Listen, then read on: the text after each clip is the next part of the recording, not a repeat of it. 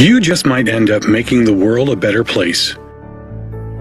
But first, you have to discover who you are and what you can learn from others. To do that, you have to seek out teachers and mentors who will help you identify your goals and challenge you to go after them.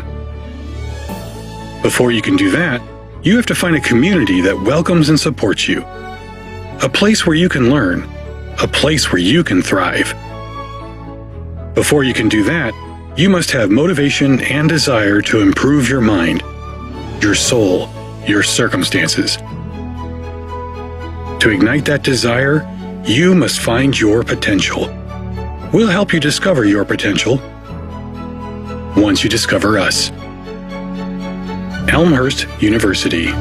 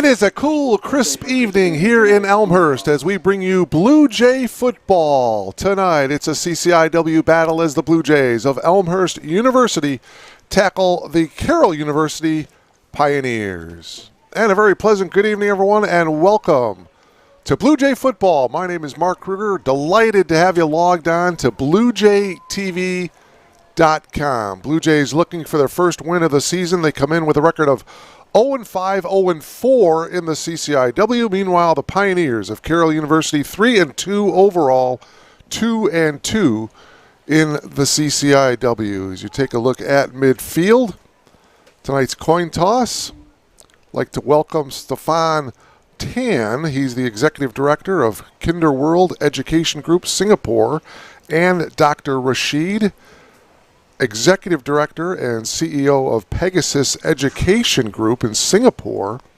The Pegasus Group in Vietnam is the sole student recruitment agency for Elmhurst University in that country for both our undergraduate and graduate programs. Carroll won the toss. They are in the white jerseys. They elected to receive. Blue Jays in their Columbia blue jerseys with the navy blue numbers, the navy blue helmets.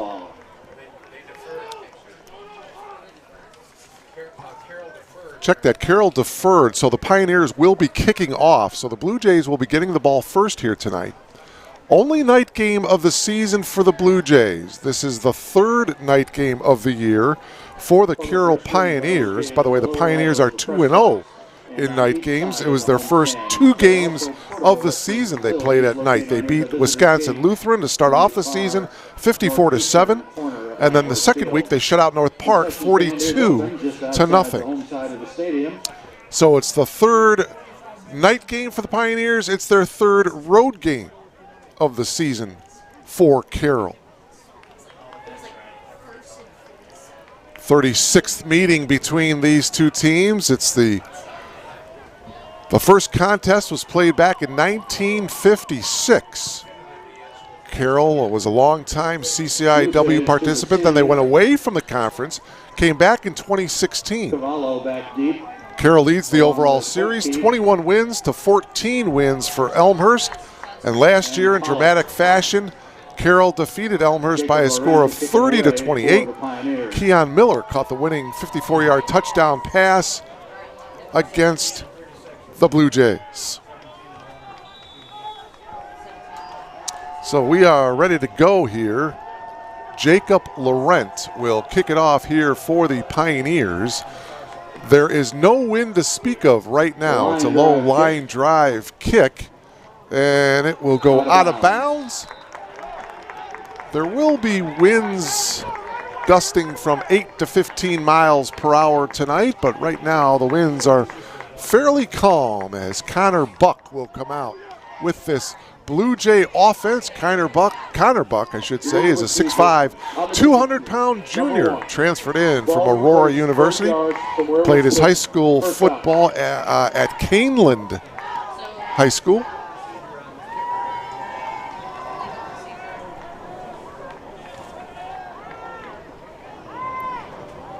Blue Jays starting 1st and 10 at their 35-yard line. So the Blue Jays, because the opening kick went out of bounds, it will be at the 35-yard line.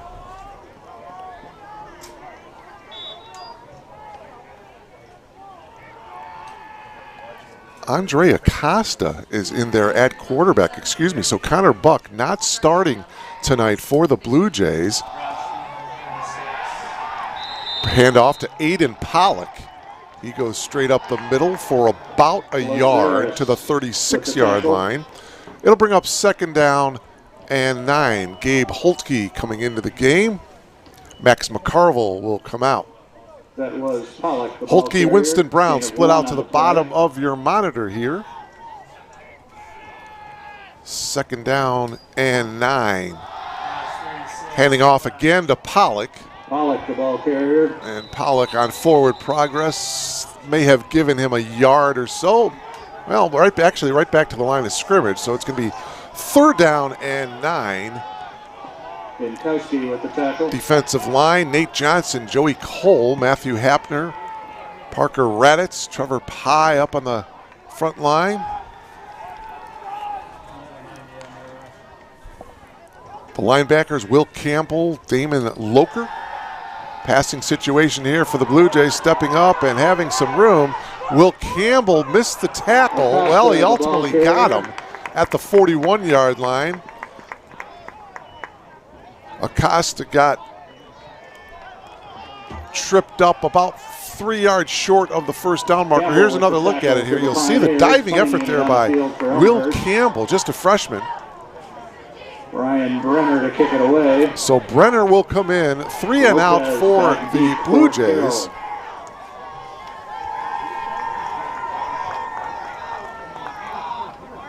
On their opening possession. Brenner gets off a really good kick. Fair caught at the 22-yard line by number 23, Andrew Lopez. So now it's the Pioneer offense, led by Josh Raby. Josh, a 6'7", 200-pound junior from Dundee Crown. 73 completions, 137 attempts, 53%. 12 touchdowns and just 2 interceptions on the year for Josh Raby. Has over 100 yards rushing as well. He's got 2 wide receivers to his right, 1 to his left. He looks right, goes deep here, and the pass is complete to Josh Hill. And Hill crosses midfield into Blue Jay territory to the 47-yard line. Hill is a 6-foot junior from Jacobs High School, his 7th catch of the season. He is over 100 yards now for the season, has a couple of touchdown catches. And he has his first catch of the night to give the Pioneers a 1st down. Fitzgerald, Harrison, Schmidt, Samuels up front defensively for the Blue Jays. Charles Scott, Jake Masco, Bryce Gable, the linebackers. going to keep the ball. This is Nick Legnaoli. Nick is a sophomore from Richmond Burton. As he takes it to the 46 for a gain of 1. Gain of 1 on the Second play. down and 9 yards to go. Head coach of the Blue Jays, Jeff McDonald, in his 4th year. He's 2-23 at Elmhurst. For Carroll, it's Mike Budaszewski. In his 3rd season, he is 9-6 as the head coach of the Pioneers. Pioneers going to be close to a first down here. Caught by Muff.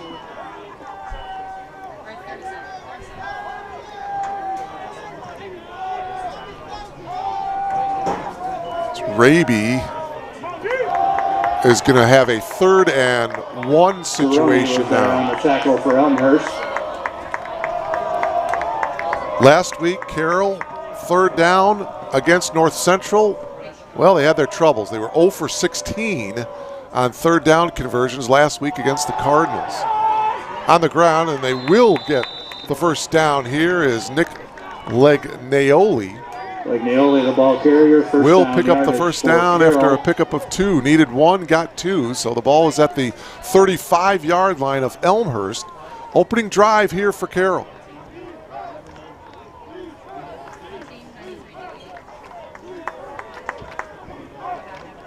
Both teams coming off of tough losses last week to nationally ranked teams. I mentioned Carroll last week losing to North Central College. That was at Schneider Stadium. Meanwhile, Elmhurst losing to Wheaton, the Thunder. Out in the flat, pass is complete to Legnaoli. And he'll get about 8 yards on that play. Bring up second down and a couple. Nice little screen set up there. Legnaoli did a nice job of getting some yards after the catch. Gain of 8 on the play. Of course, the Cardinals of North Central College ranked number 1 in the country among Division III schools. 2nd and a long yard here for the Pioneers. Just underway. 10.5 minutes remaining here in this opening quarter. Raby is going to the air. He's got a wide open man. That's Keon Miller. Complete. And Miller is all the way down to the 1. Miller, he had the game winner against the Blue Jays a year ago. He also had the game winner 2 weeks ago against the Augustana Vikings, winning in double overtime. His 21st catch of the season. So he's the go-to guy for Josh Raby. And now it's 1st and goal. Pioneers from the 1. Out of the gun is Raby. Play clock down to 9. Raby is going to roll out to his left, look into the end zone, and he's got his man for the touchdown. Carroll.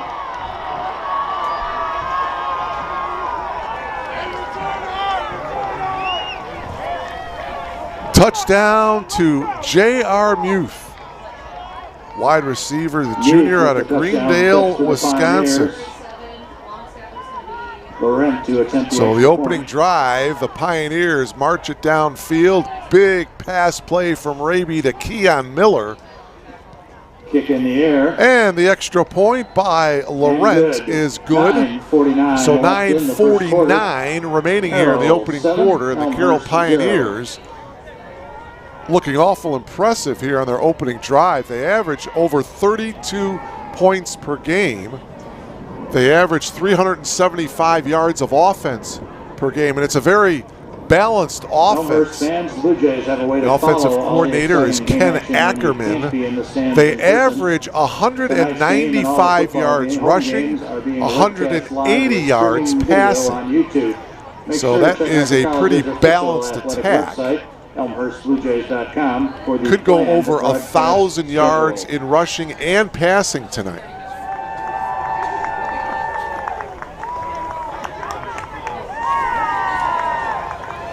Julian Cavallo is back deep, along with Aiden Pollock for the Blue Jays, awaiting the kick here from Jacob Laurent.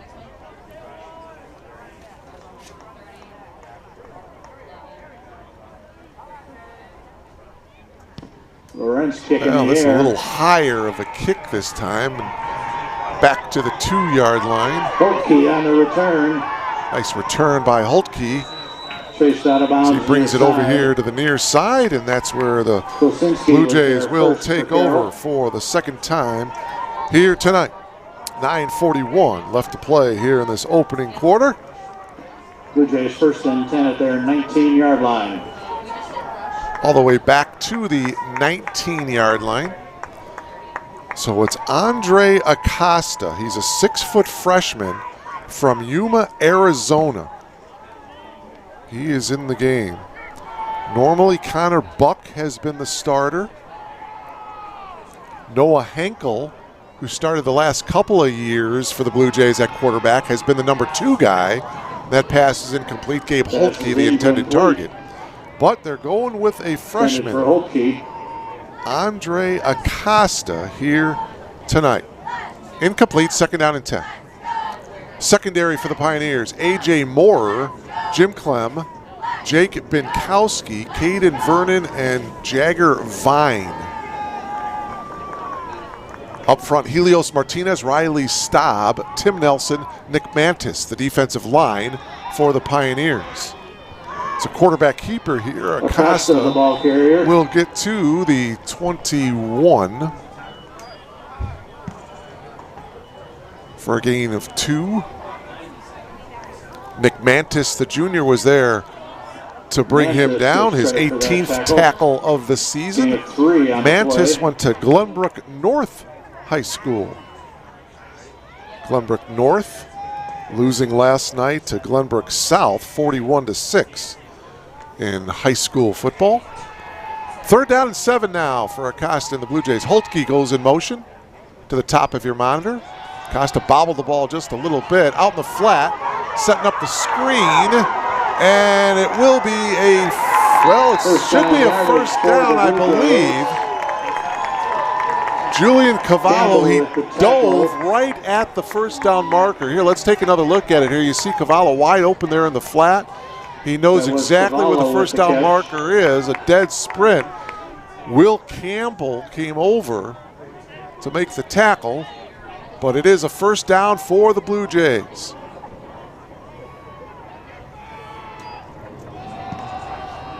Straight up the middle now is Cavallo, not much there. Last week against Wheaton, the Blue Jays, 133 total yards of offense. No gain on the play. 46 yards rushing last week against the Thunder, 87 yards passing. Blue Jays also had trouble on 3rd downs against Wheaton. They were 2 of 15 on 3rd down conversions. They face a 2nd and 11 here. Trips to the bottom of your monitor here, just under 8 minutes to go here in the opening quarter. 7-0 in favor of the Pioneers. Acosta has time. Now the pocket collapses and down goes Acosta. The ball carrier brought down behind 26. the line of scrimmage.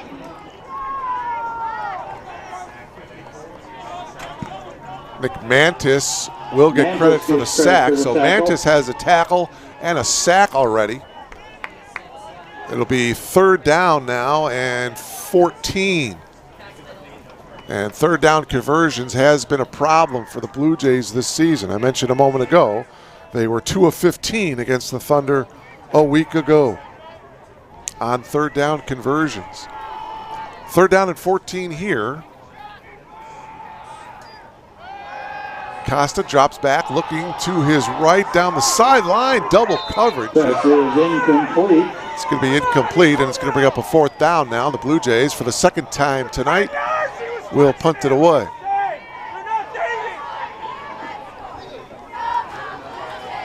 That pass was intended for Gettenby. Brenner in to punt it away for the Blue Jays. So Ryan Brenner in to punt it away for the Blue Jays for the 2nd time here tonight.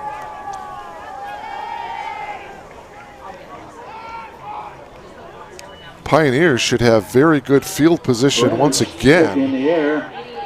And it's taken at the 38-yard line by Lopez.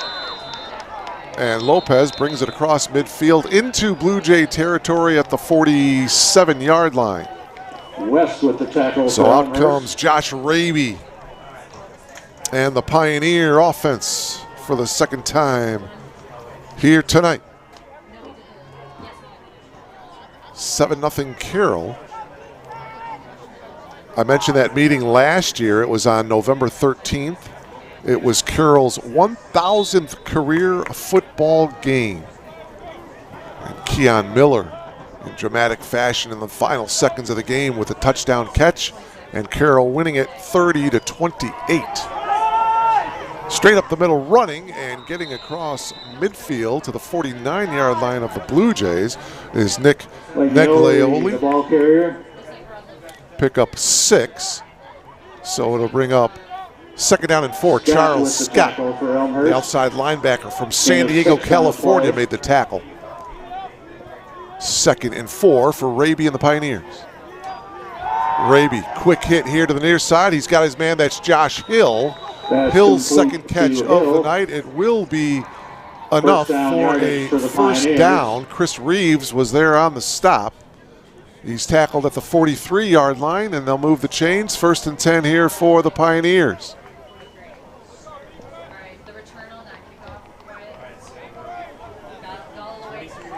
Raby working out of the gun here. 1st and 10 for the Pioneers. Fake it to Neglioli, play action. He's got his man Josh Hill once again to the 35-yard line. 3rd catch of the evening for Josh Hill, the 6-foot junior. It'll be 2nd down and 2 after that 8-yard catch by Hill.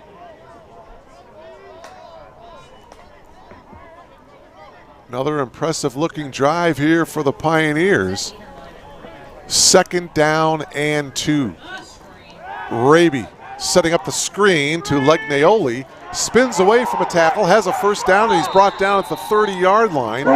Pick up a 4 and a first down here for the Pioneers. Boy, again, Carroll mixing things up with the pass, the short pass, the run. With the tackle, first down for and this Carroll. is a first down to the 30-yard line.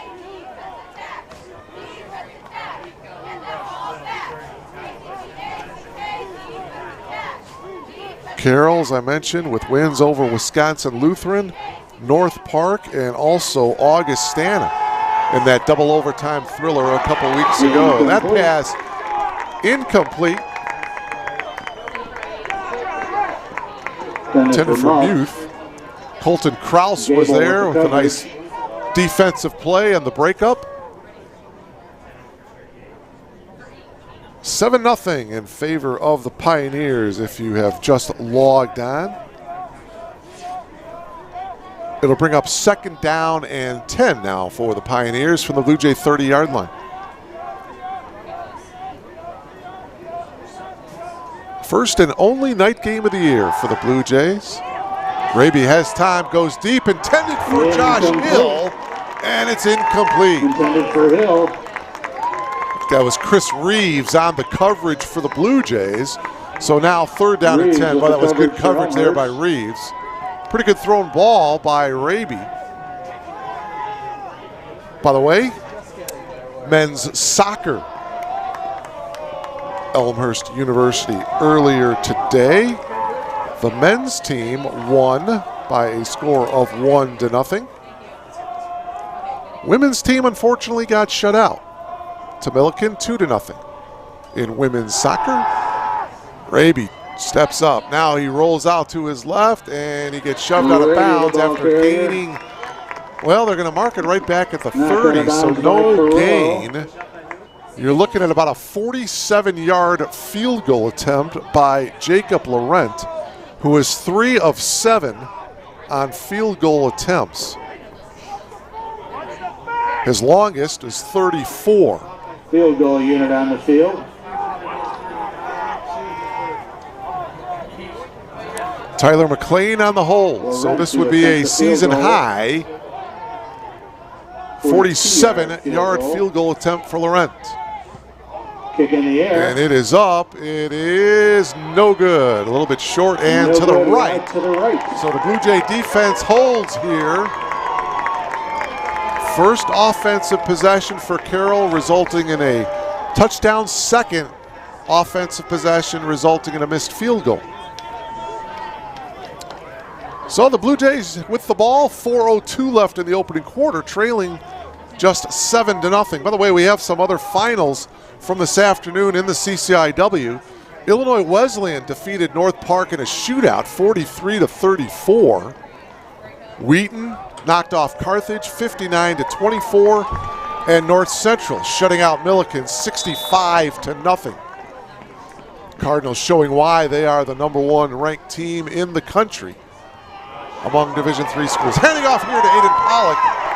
Or check that, that's Zach Norman, number 32. Norman gets it to the 42-yard line. 12-yard pickup by Zach Norman. And a first down for the Blue Jays. So first touch of the night for Zach, resulting in 12 yards.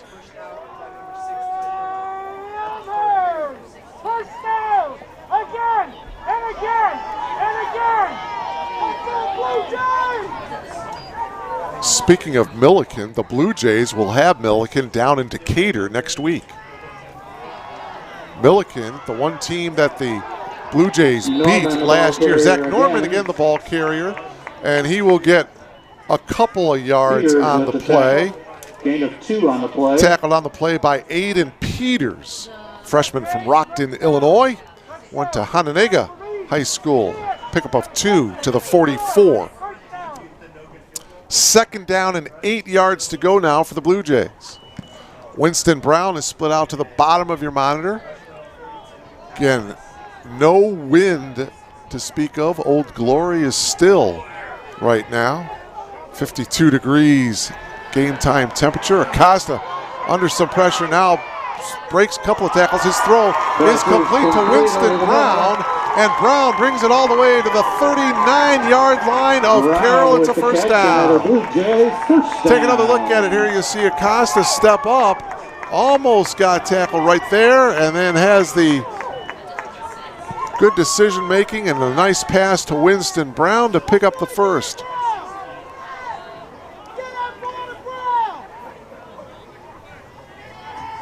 Elliott Miller was there on the stop for the Pioneers.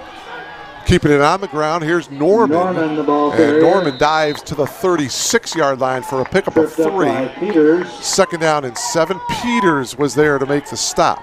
Gain of 1 on the play. Officially a 1-yard gain. Blue Jays will be back at home 2 weeks from today against Wash U. Wash U playing Augustana. Boy, Wash U could be for the conference championship next week as North Central College heads to St. Louis, Missouri to take on Wash U. Again, it's Zach Norman straight up the middle for a yard. That game, yeah, at Francis Field. Depending on what Wash U did against Augustana.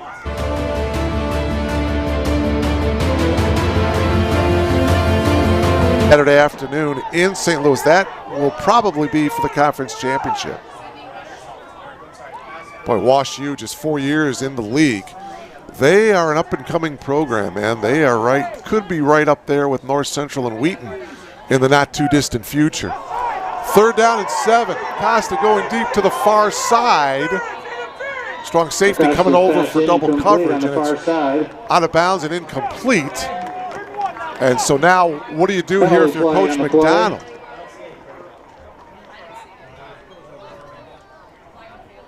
Well, there is a penalty marker. 5 yards penalty, third down.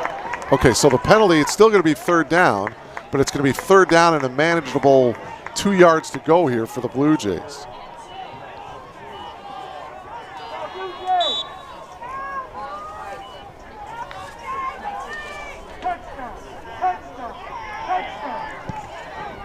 Ball at the 31-yard line. That was the first penalty of the game. Carroll had 4 penalties for 25 yards last week against North Central. Hand the ball off to Zach Norman, and Norman is going to be close. Boy, this is going to be, it looks like he's going to be a half a yard short. They're going to spot it, looks like right at the 30-yard line, and they need to get to the 29. So, yeah, it's going to be about, well, more than a yard. A long yard here for the Blue Jays here, and it looks like they're going to go for it here. Max McCarville comes into the game, and he's going to split out to the top of your monitor. Keith Gallen, the running back, number 38, is in there for the Blue Jays. So here we go on 4th down and a long yard here. Costa is going to hand the ball off, and a good effort that time, and a first down by Keith Gallen. Gallen, the ball carrier. Got it just barely, though. Take a look at the last effort there. The dive will give the Blue Jays the first down. So they will move the chains. 34 seconds to go here in the quarter.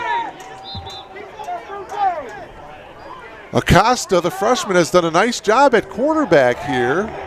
Timeout. And a timeout for an official measure. A timeout for an official measurement here.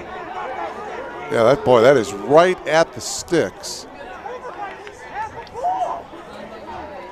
Big Ten final, in case you missed it earlier, Michigan remaining undefeated, knocked off Penn State 41-17. Illinois beat Minnesota 26-14, and it is a first down for the Blue Jays. By the half a length of a football, but they'll take it.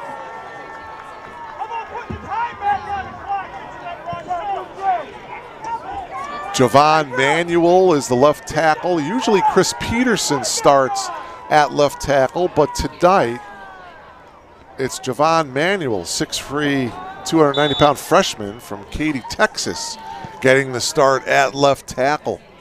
Half a minute remaining here in the opening quarter. Acosta drops back and now rolls out here at the near side, now fires it, and it's well underthrown. Winston Brown was the closest target, and it's going to be 2nd down and 10 with just 22 plus seconds to go here in the quarter. Blue Jays hoping to punch it in and tie this thing up. It's 7-0 Carroll here in the final seconds of the opening quarter. From Langhorst Field in Elmhurst, Illinois, thank you for logging on to BlueJayTV.com. Acosta on play action, breaks a tackle, steps up, now he'll run the football, and he'll get inside the 25 to the 24-yard line for a gain of 5. Holding, offense, number 78. Clock will stop with 14 seconds remaining. Campbell got credit for that tackle. Well, there is a penalty flag down. It was thrown in the backfield of the Blue Jays, and Elmhurst is moving back.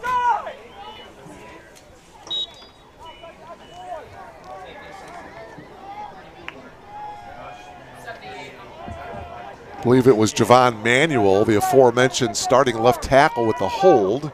So they'll push it back to the 39-yard line. Jamar Simpson is your referee. And that is the end of the opening quarter. The Pioneers leading the Blue Jays of Elmhurst by a score of 7-0 from Elmhurst. You are logged on to BlueJayTV.com.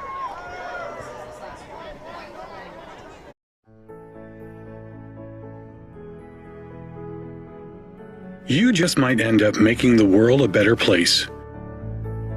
But first, you have to discover who you are and what you can learn from others.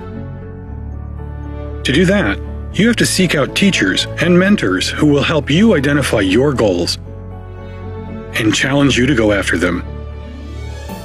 Before you can do that, you have to find a community that welcomes and supports you.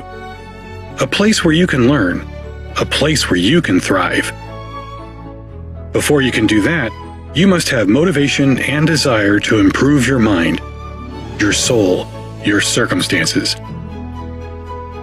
To ignite that desire, you must find your potential.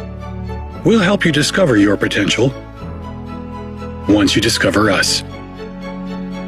Elmhurst University.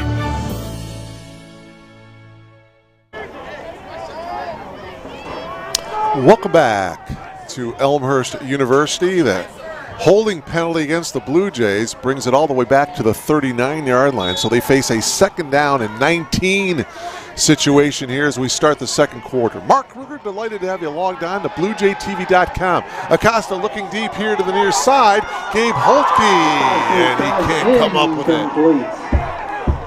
A.J. Moore on the coverage for the Pioneers. Boy, Gabe Holtke, he has come up with some catches. He had 29 catches a year ago, and they had single coverage on him there. It'll bring up now 3rd down and long. That pass was intended for Holtke. I mentioned right at the end of the opening quarter, referee is Jamar Simpson. Umpires Matthew Unerdl. Back judge Brian Peterson. Acosta steps back. 3rd down and long. Now he's going to step up and run with it. He's across the 30 and brought down from behind at about the 22-yard line, short of the first down marker. Here you'll see Acosta. Nobody open downfield, so he steps up, runs the ball to the near sideline. Head linesman Patrick O'Malley. The side judge is Steve Honacki. The line judge is Chad Rasmussen. And the field judge is Charles Blackwell. It's 4th and 2 for the Blue Jays. And Blue Jays not calling a timeout. They're out there on 4th and 2. Well, now they do call a timeout here. First timeout of the half, so they have 2 more remaining, and they'll talk things over. They'll face a 4th down and 2 from the 21-yard line, trailing 7-0. Been impressed so far with the young quarterback, Andre Acosta. It's run the offense fairly well. First possession was 3 and out, but a pretty good mix here. Of course, that tough holding penalty against the Blue Jays set them back a little bit, but right now they face a 4th down and 2 situation.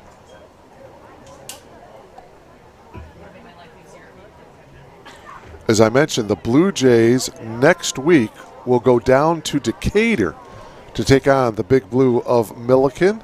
That is a 1 o'clock kickoff. Milliken getting shut out today by North Central College. Milliken, it was the only win last year for the Blue Jays as they knocked off the Big Blue here at Langhorst Field.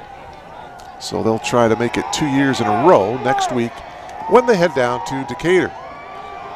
4th down and 2, opening minute of the second quarter here from Langhorst Field.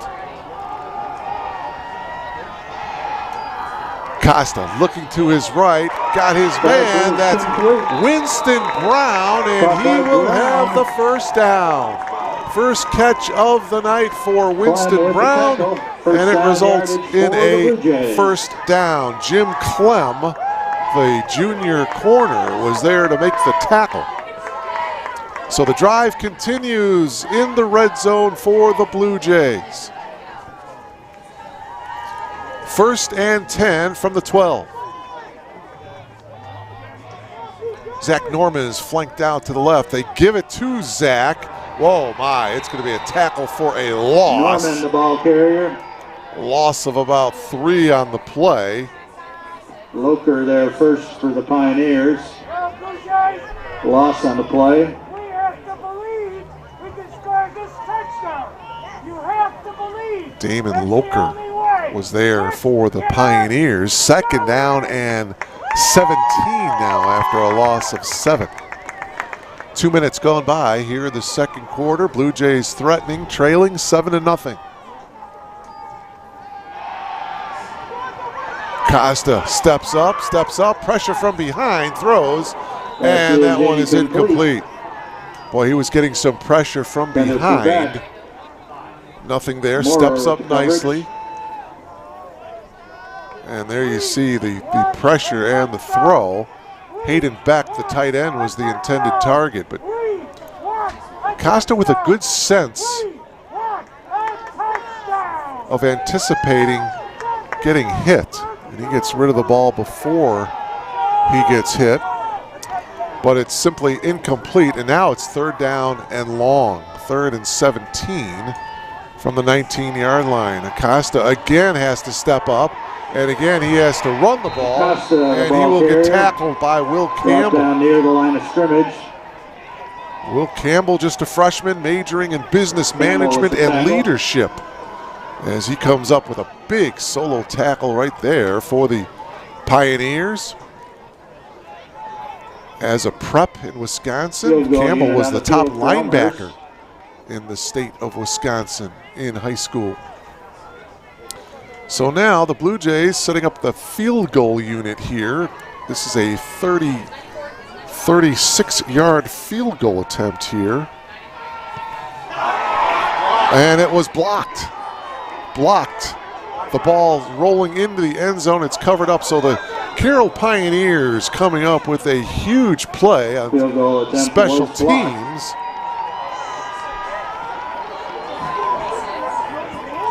Looked like it was blocked by Caleb Lowney. Walker gets credit for that blocked field goal attempt. So a blocked field goal, and the score remains 7-0 in favor of the Pioneers. Isaac Ochoa with the attempt.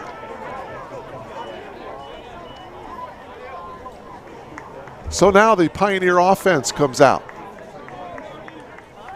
1st and 10 from the 20-yard line. Josh Raby, the 6'7" junior.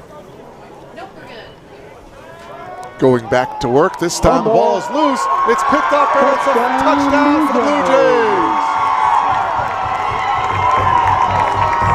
Jamon Gooden, the freshman from Chicago, picks up the loose ball, and the defense scores a touchdown. And now the Blue Jays are an extra point away from tying it up.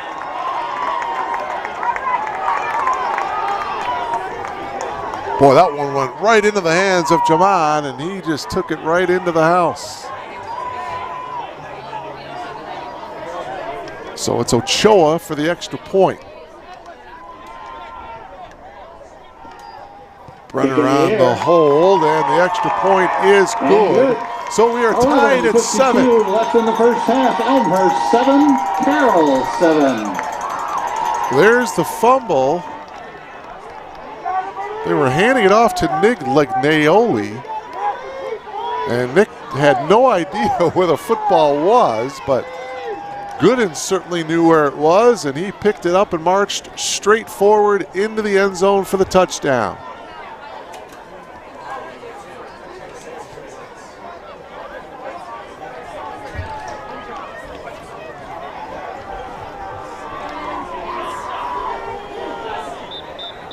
.11 minutes and 52 seconds remaining here in this first half. It's the Blue Jays and the Pioneers, and we're all tied at 7 as the Blue Jay defense comes up with the points. Correction, that extra point kick was made by Sandro Quintanilla, the Blue Jay kicker. Check that. That was Sandro Quintanilla with the extra point for the Blue Jays.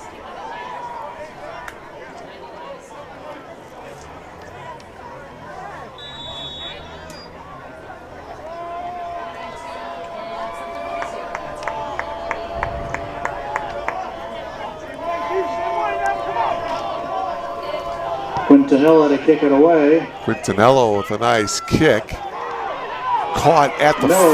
Return. Nice return here to the near side across the 30, 40. And still on his feet. That's number 2 for Carroll. That's Keon Miller. Miller with a very nice kickoff return. He is a dangerous return man as he takes it all the way back to the Elmhurst 41. Carroll will start 1st and 10 at the Elmhurst 40-yard line. Nice job of Keon of staying in bounds the last 20 yards or so of that run. Officially spotted at the 40-yard line of the Blue Jays. So Carroll now 1st and 10. Josh Raby and the Pioneer offense back to work. Can the Blue Jay defense come up with another big stop Going to hand the ball off to Legnaoli. Legnaoli retreats, and he'll get tackled at the 37-yard line. Legnaoli, the ball carrier. Jake Masco with the tackle for the Blue Jays. Gain of 3. On the play. 2nd down and 7.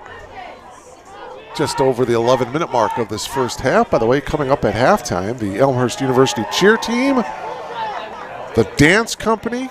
We've got Nicoletta Boyk, the baton twirler, and the Elmhurst University Palms team. All that coming your way here at halftime. Raby's pass incomplete. Austin Eichstead was the intended target. Big target, 6'4", 205-pound junior. 16 catches on the year for Austin, but it's incomplete there. It's 3rd down now and 7. Josh Hill split out here to the bottom of your monitor. Eichstead to the top.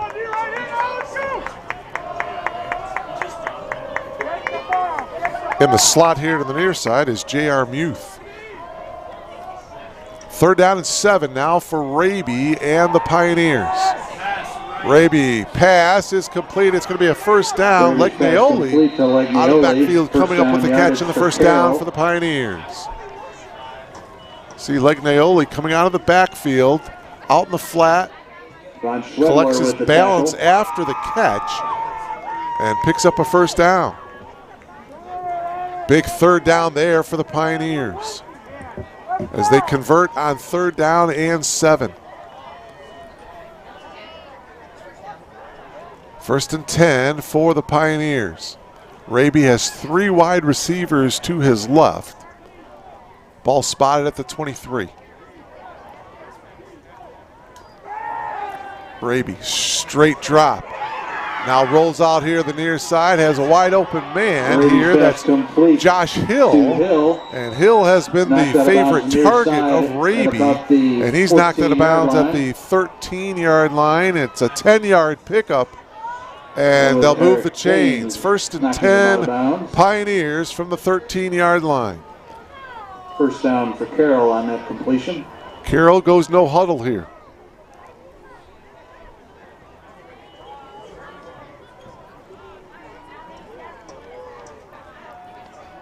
First and 10, Carroll from the 13-yard line. Play clock down to 10. Legnaoli comes out of the backfield to block, and Raby will get brought down. Raby, the ball carrier. Gable, the tackle. Bryce Gable, the middle linebacker, all-area performer of a year ago, comes up with the tackle. Picked up 1, 2nd and 9 now. Again, the Pioneers with the no huddle. So they can pick up a 1st down at the 3-yard line. 2nd and 9. Tied at 7 here from Langhorse Field in Elmhurst. Blue Jays and the Pioneers, CCIW battle. 9 minutes remaining here in the half. Raby under pressure now, rolls to his right, throws into the end zone. And it's a touchdown. Touchdown, Carroll. Touchdown to J.R. Muth. So Carroll recaptures the lead here. 12-yard pass from Raby to J.R. Muth. 13-7 in favor of the Pioneers. And now it's Jacob Laurent in for the extra point for the Pioneers. Bit of a high snap, but the kick is in the air and it is good. So 14-7 in favor of the Pioneers, 8:48 remaining. So after the Blue Jay defense comes up with a big play to tie it up, the Pioneers race downfield and recapture the lead on the 12-yard pass. And it's 14-7 Pioneers here with 8:48 left to play here in this first half.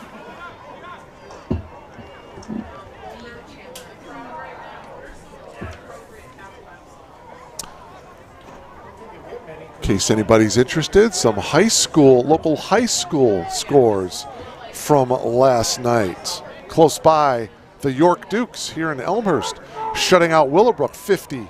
The Dukes remaining undefeated this year. Larkin defeated Elgin 18-0. St. Charles North defeated Glenbard North 14-7. Batavia over St. Charles East 41-14. Maine West shut out Niles North 42-0. Joliet Catholic, after losing to Brother Rice, comes back, shuts out Bennett last night 41-0. Pollock brings it back across the 30, 35-40, and Pollock is tripped up at the 45-yard line by Laurent, the kicker. So excellent field position. Oh, there is a penalty. Wow. Bunch of laundry down. I see 4 flags down. Referee is Jamar Simpson. During the return, holding on the return team, number 80, 10 yards from the end of the run, first down.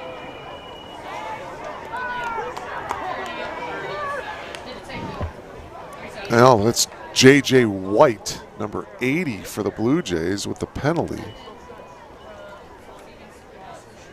Bring the ball back to the ball was at the 40, and now they're actually going to bring it back to the 37.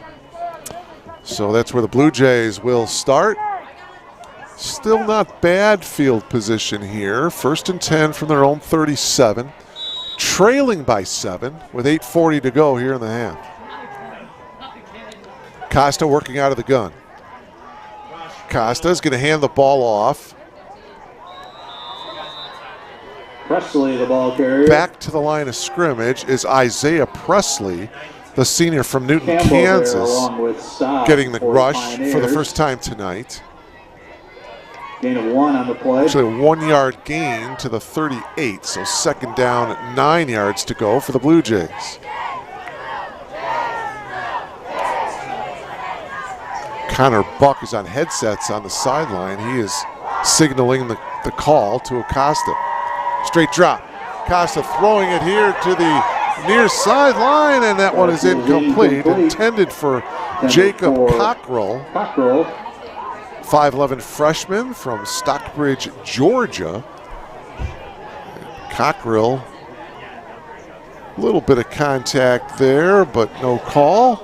Simply an incomplete pass, and now it's 3rd down and 9. And last week, the Blue Jays against the Wheaton Thunder, 2 of 15 on 3rd down conversions. 2 wide receivers to either side for Acosta. 3rd down and 9. The Blue Jay 38-yard line.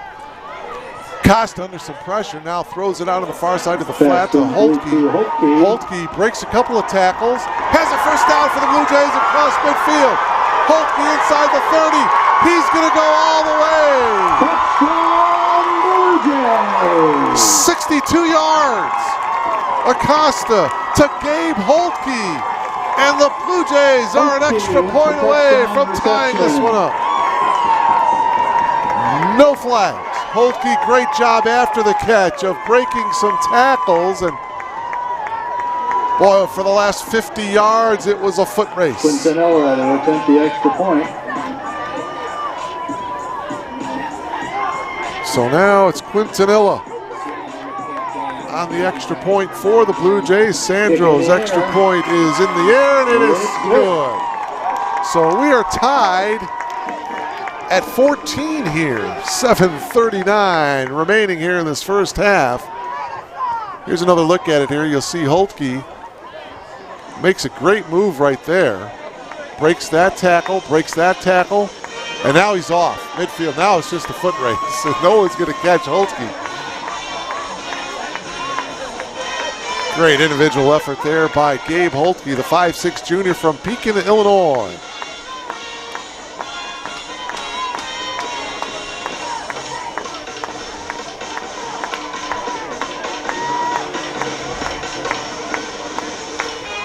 So Quintanilla will tee it up here at the 35-yard line.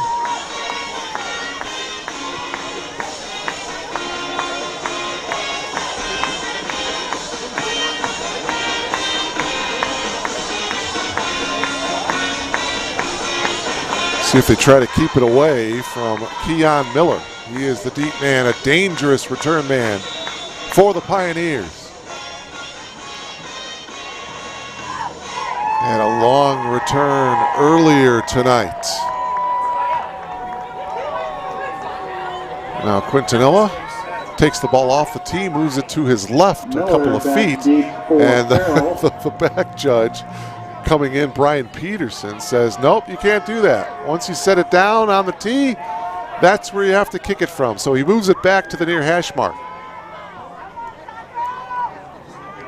Quintanilla to kick it away. It's a good try, but can't get it past the back judge, Brian Peterson. Here's the kick. Kick in the air. They do kick it away from Miller from the 10-yard line, and boy, that's a nice return as well by Teton Kilgore, number 80 for Carroll, 6-foot sophomore from South Jordan, Utah. Brings it back. Flag on the play. There is a flag thrown, however, at the Blue Jay 43-yard line. As the officials are talking things over. 7:31 remaining. Let's hear from Jamar Simpson here.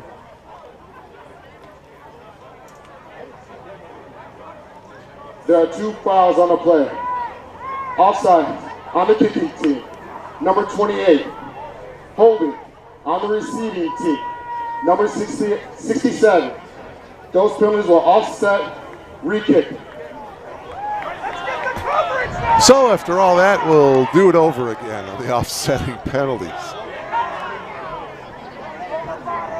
Elmhurst obviously trying to kick it away from number 2, Keon Miller. Keon has done a lot of damage against the Blue Jays. He had the fine kickoff return earlier tonight, and of course he had the game-winning touchdown last year in the final seconds of the game against the Blue Jays.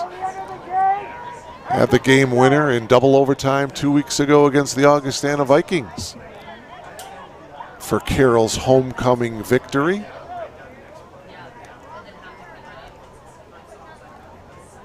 So Quintanilla tees it up again from the near hash mark.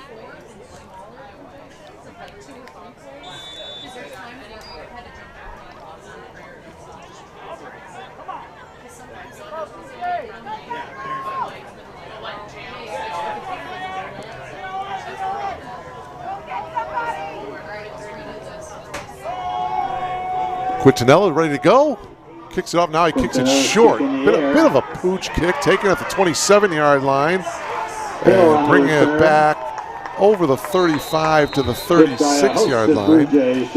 Tackled by a host of Blue Jay defenders. Good special teams unit. Desmore there first. So it's going to be 1st and 10 here for Carroll from the Pioneers' own 36-yard line. 36-yard line. 7:23 left to play here in the first half. First meeting between these two teams was back in 1956. Raby with 12 touchdowns and 2 interceptions coming into tonight. He's had a really good year. It's 1st and 10 now for the Pioneers. He's going to hand the ball off here to number Douglas, the ball carrier. 32. That's Marcus Douglas, his first carry tonight. Douglas is a freshman from Hazelcrest, Illinois. Went to Hillcrest. Picks up 6, so it's going to be 2nd down and 4. Douglas flanked out to the left of Raby. Going to hand it off again to Douglas, and he is going to be tackled for a loss back to the 39-yard line. Loss of 3. Fitzgerald was there for Elmhurst. Actually, so they're going to spot it at the 40-yard line. J.P. Fitzgerald, the sophomore from Matia Valley, was there. He snuffed that one out pretty good. 3rd down and 6 now for the Pioneers. Ball at their own 40-yard line. They need to get to their own 46. Raby throws enough for a first down, but it's dropped. Dropped by Austin Eichstead. Fourth down facing the Pioneers. Well, that would have been enough for a first down. But instead, it's a drop ball, and now the Pioneers will punt. Stabline back deep for Elmhurst. Stabline is back deep for the Blue Jays, and Elmhurst should have pretty good field position here.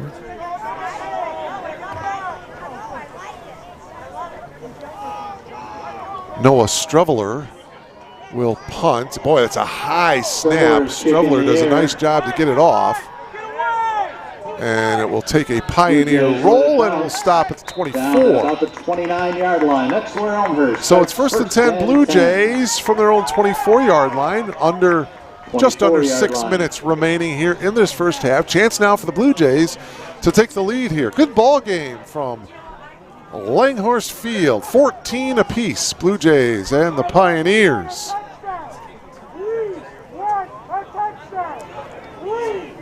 CCIW battle.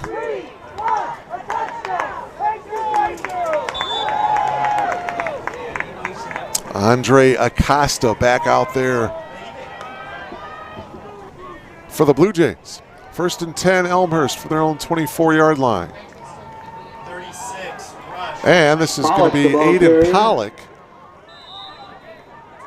Maybe a yard to the 25-yard line. Jim Clem was there initially to bring down Pollock. 1 yard pickup, second down and 9. Clock running, 5:34 left in the half. Do it again. First and 10. Do it again. First and 10. Do it again. Wind picking up a little bit from the bottom of your monitor to the top of your monitor, a crosswind, if you will. Acosta under pressure, and he's going to go down. Brought down. Well, the pile moving, so he may have gotten something out of it. He may have gotten a yard as the scrum was moving forward, and out of all that, he may have picked up a yard. On the tackle. Third and long for the Blue Jays here.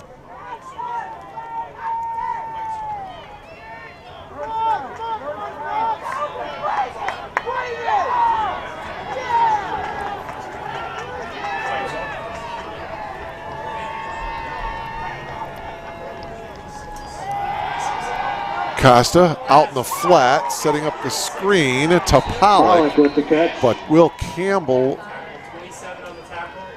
and Jagger Vine, the sophomore, was there to make the tackle. The Blue Jays. Minimal gain, maybe a gain of 2, and it'll be a punting situation here for the Blue Jays. Brenner in to punt it away. Back deep, Andrew Lopez for the Pioneers.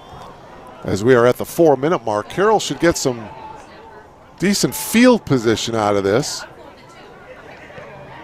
Brenner lets it go. It's a high punt, bit on the short side, and it will take a Carroll bounce, and it will be down at the 48-yard line. 49-yard line. First and 10 Pioneers from their own 48 with 3:46 remaining here in this first half. We're tied at 14. Blue Jays looking for their first win of the season. They come in with a record of 0-5.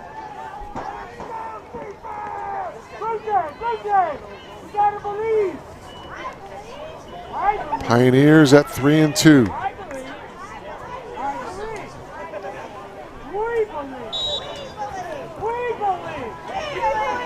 Josh Raby working out of the gun. Raby sets, throws, pass is complete to Reed Breckheimer. And Breckheimer gets to the 45, gain of 7. Breckheimer is only a freshman from Harlem High School. Is a big guy, 6 foot, 235-pounder. His 13th catch of the season.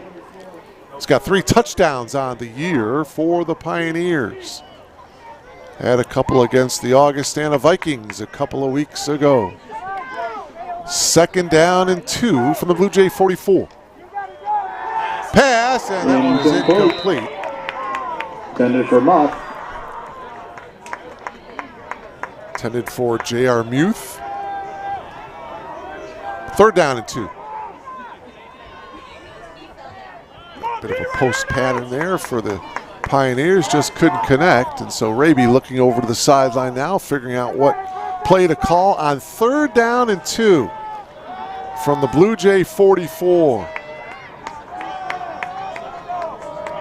Approaching the 3-minute mark, and I was just going to say, Timeout taken by the Blue Jays. someone's going to call a timeout here, and it's the Blue Jays that call a timeout. Second timeout of the half. So the Blue Jays have just 1 timeout left. The Pioneers with all 3 of their timeouts remaining. Dance Company, Palm Squad, and our And again, just a forward, reminder Nicoletta that you want to Boyce stay will be logged on performing. through halftime. We've got some great entertainment for you. The Elmhurst University cheer team, led by captains Kaylin Herrera, Sydney Greifenkamp, the Elmhurst University Dance Company as well, and a very talented baton twirler from Elmhurst University, Nicoletta Boyce. You do not want to miss her, as well as the Elmhurst University Palms team, led by Taline Karagosian, Grace Anderson, and McKenna Ostis. All that coming your way here at halftime. Cool evening in mid-October here in Elmhurst. Game time temperature of 52 degrees. Fans bundled up a bit. A lot of tailgating going on before the ball game, but boy, nothing like that homecoming weekend a couple weeks ago here. That it was packed. A lot of fun out there. Well, they're going to keep the ball on the ground. And it was Marcus Douglas right back to the line of scrimmage. Maybe he got about a foot. 4th down. So it's still going to be 4th down and 2 for the Pioneers. Blue Jay crowd making some noise here, looking for a stop here on 4th down and 2. Big play here. Pioneers still have all 3 of their timeouts left. They are not going to use one here, well, yet. They may run down the clock. Play clock is now down to 3, and now they're going to call a timeout. Yeah. So they use as much time as they can. Call a timeout. It's their first, so they have 2 more left. And they're going to face a 4th down and 2 situation here with 2 minutes and 18 seconds left here in the first half. Other high school action last night. Marist defeated Carmel 44-30. Nazareth all over Montini 42-7. Brother Rice defeated Marian Catholic 42-7. St. Rita by 10 over Providence. St. Ignatius 35-7 win over DePaul. Mount Carmel continues to roll. The Caravan shutting out St. Viator last night 53-0. Notre Dame over St. Lawrence 28-10. Maine South beat Evanston 28-7. Deerfield over Maine East 43-6. Vernon Hills over Highland Park 50-34. New Trier a winner. The Trevians knocked off Niles West 34-14. So after the timeout, the Pioneers decided to bring out the punting unit. That line back deep. Noah Streveler will punt it away here on 4th down and 2, trying to pin the Blue Jays back deep. And it will bounce, and it'll take a Blue Jay bounce, and it'll be down right around the 29-yard line. Boy, that was a fortunate Blue Jay bounce there. So Elmhurst will take over 1st and 10 from its own 29-yard line with just over 2 minutes remaining here in the half. And again, the Blue Jays with 1 timeout remaining here in the half. Spotted just shy of the 30-yard line.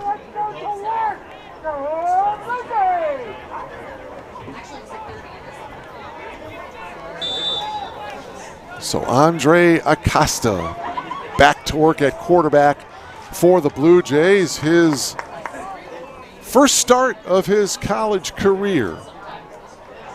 Acosta throws it. Pass is complete here to the near sideline to Jacob Cockrell, and Cockrell dives to the 45-yard line, a gain of 15 and a first down. With the tackle. Watch it here, Cockrell. Boy, nobody on him. There must have been some type of mix-up defensively. Cockrell, nice little reverse pivot, if you will, and he dives forward to the 45-yard line. 1st and 10, Blue Jays setting up the screen. Well, and we got a penalty marker. This is going to be against the Blue Jays. Ball start. Offense. Number 7. 5-yard penalty. First down. So it's a false start. We'll bring the Blue Jays back to the 40-yard line, where it'll be 1st and 15. So they need to get to the Carroll 45 to pick up a first. 1:42 remaining here in this first half. Again, the Blue Jays with one timeout remaining. Costa drops, sets the screen to Cavallo, and Cavallo will get down at the 40. There's a loose ball.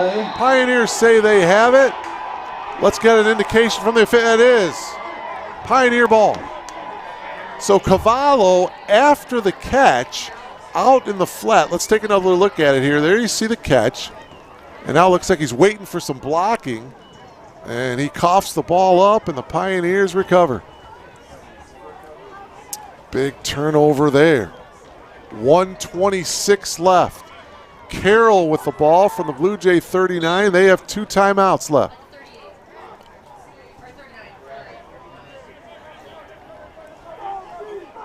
So Raby has 3 wide receivers to his left. 1st and 10, Pioneers from the 39. Bit of a play action there. Raby rolling around, throwing, and that one incomplete. Broken up on the far side. 2nd down and 10. Intended for Eichstätt.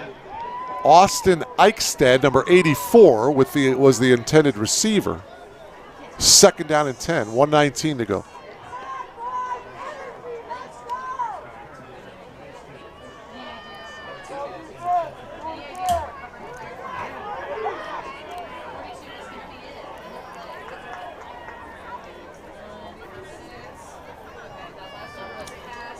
Again, Raby working out of the gun, throws to the far side, ball is dropped.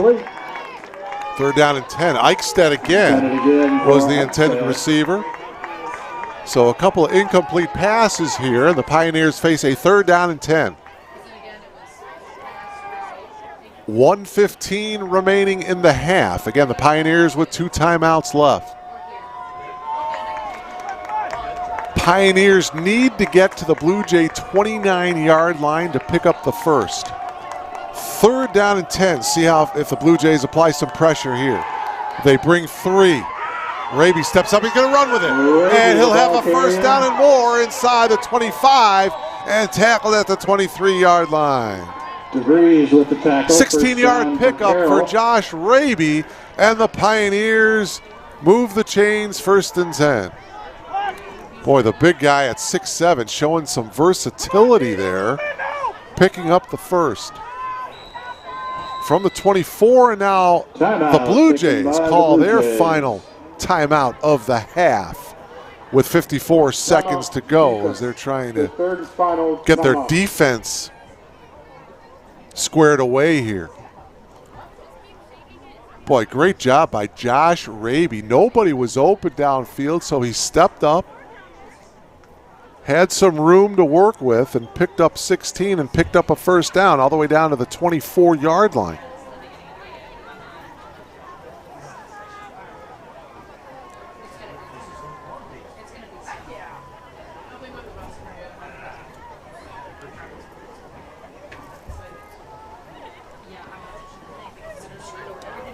We have not seen the backup back for the Pioneers, Jackson Case.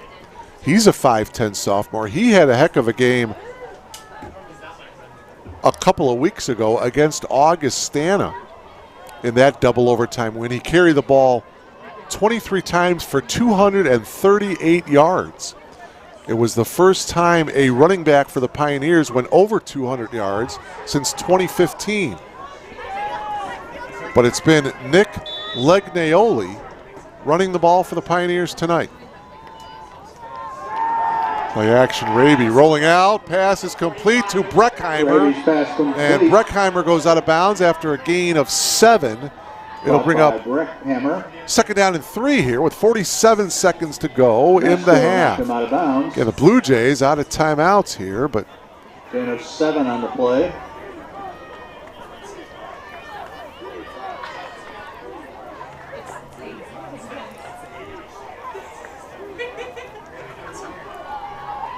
second and 3 from the 17-yard line.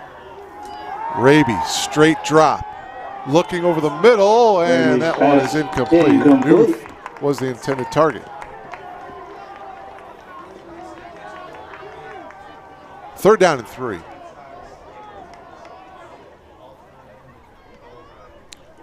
Again, Carroll with 2 timeouts left. So they can really do anything. They can run the ball, throw the ball with 42 seconds left. They face third down and 3 here.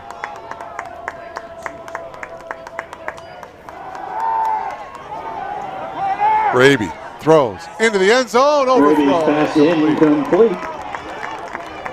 Austin Eichstad was the intended receiver there in the end zone. You see Raby throwing off balance, a little bit overthrown. And so now it's fourth down and 3.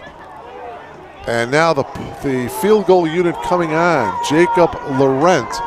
And the wind has picked up, so where Laurent is facing, the wind is going from his left to right. Pretty good breeze right now. Laurent to attempt the field goal. This would be about a 34-yard field goal attempt. Kick is up. And it is up, and it is no good. The wind may have pushed that a little bit to the right. No good. So again, the Blue Jay defense, second time tonight, a missed field goal for the Pioneers, and we're still tied at 14. So the Blue Jays will get the ball, and with no timeouts left, I'm pretty sure the Blue Jays aren't going to do anything too crazy here. Now the Pioneers do have 2 timeouts left, so they may want to use these timeouts and try to get the ball back, but with 31 seconds left, it's going to be very difficult. Costa working out of the gun. Going to hand the ball straight up the middle for 2. That was Zach Norman, and that will be the final play of the first half. Rosaris with the tackle. Both teams heading into the locker rooms here. Carroll will not use a timeout to stop the clock. Also there, and so they will head into halftime with the score tied at 14. Elmhurst and Carroll. We got a good one here from Lighthorse Field on the campus of Elmhurst University. 14. Blue Jays Lots of entertainment. and the Pioneers.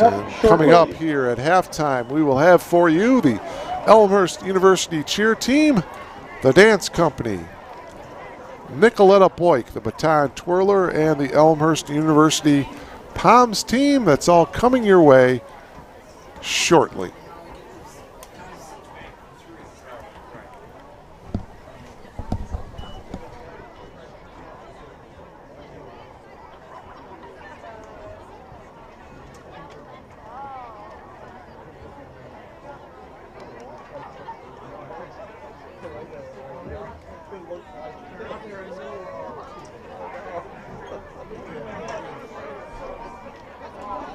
First up for your halftime entertainment, the Elmhurst University cheer team led by captains Kaylin Herrera and Sydney Griffinkamp.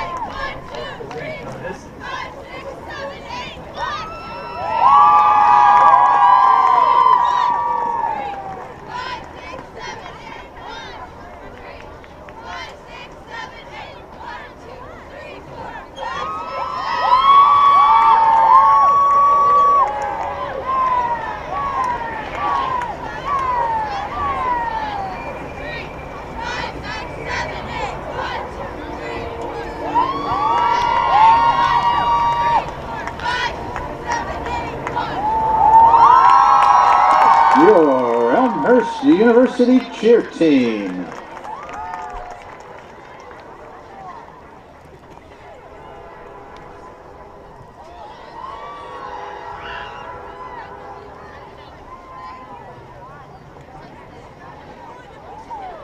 Now the Elmhurst University Dance Company, led by Emerson Oskoitia and Finn Hopman.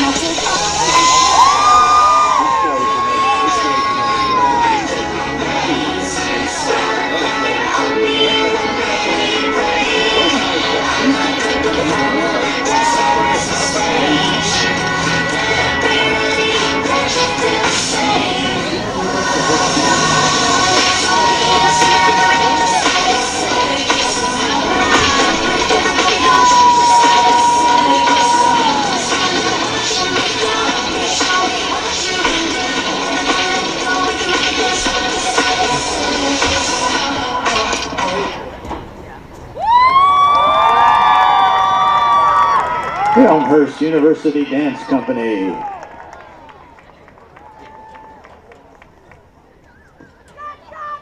Next up, Nicoletta Boyk.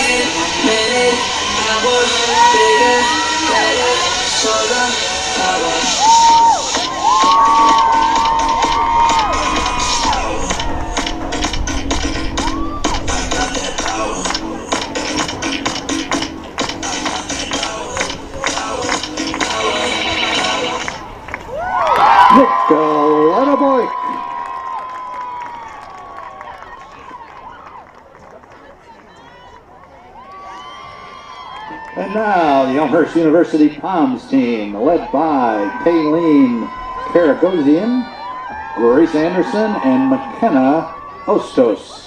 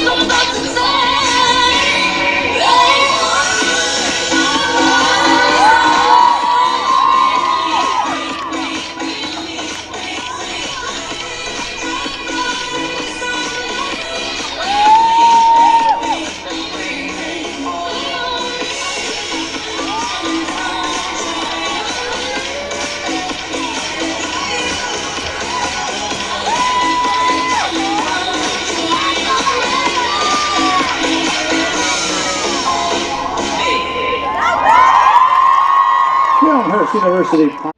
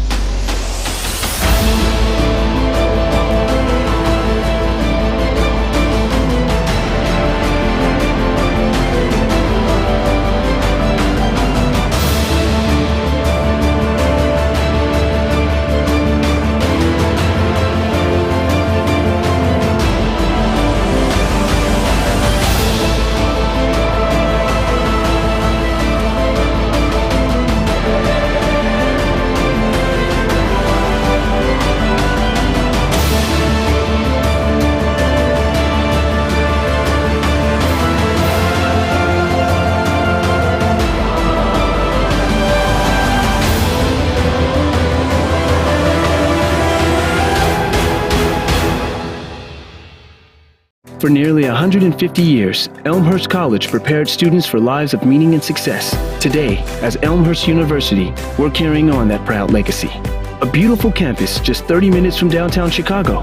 Small classes where you'll get to know your professors. And top-ranked majors and graduate programs that will open the door to the career of your dreams. As we celebrate a new name for our institution in an ever-changing world, our values and spirit remain the same. Welcome to Elmhurst University.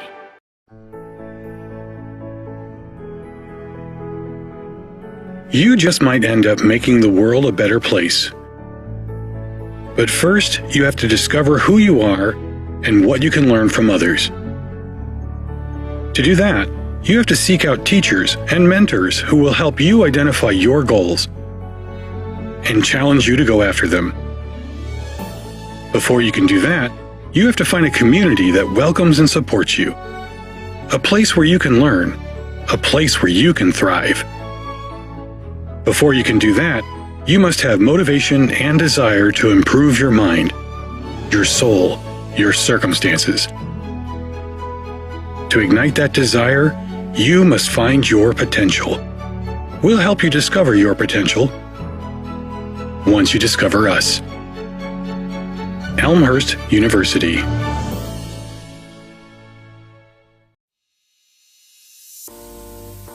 My name is Michael. I'm a senior here. I study special education and I'm a first-generation college student. My name is Lauren Berryhill. I'm a junior and I'm a music education major. My name is Sarah Jean Dickey. I am a double major in mathematics and computer science with a minor in Spanish, and I'm a senior. My name is Randy Morales. I'm a freshman and I'm a psychology major. I transferred to Elmhurst because I like the small class sizes and I really value that professor-student relationship that I knew that I was going to get here. When I was looking at other colleges, it just didn't feel like people cared and wanted you there the same way that when you came to Elmhurst. They just really wanted you to be there and to learn and grow, and I felt like I would be comfortable coming here, but also be pushed in so many ways to grow and become better. I already knew some people who went here, and I'd visit a couple of times just to hang out with them. I just really liked being around them and being here. And the campus itself is absolutely beautiful. My sister did go to school here as well. I kind of already knew the campus a little bit, knew it was a great school. I'm glad I chose Elmhurst because it was probably the best place for me, and it was the best monetary decision as well. When I first transferred, I lived in apartments, but now I live in Stanger, and I really couldn't picture it any other way. Like, I love being on campus. There's just something about rolling out of bed and going to class that I love. I started out in Chick my freshman year here. I moved to Niebuhr halfway through. I lived in Chick my sophomore year as well, and I've been living in an on-campus house on Myrtle for the past 2 years, and I love it there. I've actually only lived in Cureton Hall all 3 years. I really could stay there my 4th year and be fine. I love the community that it brought, that you were one room away from your friends, you were eating dinner on campus together almost every night, and just that there were different opportunities within the residence halls. A day in the life is pretty hectic. Most music ed majors, their classes are in the mornings and then their ensembles are in the afternoon.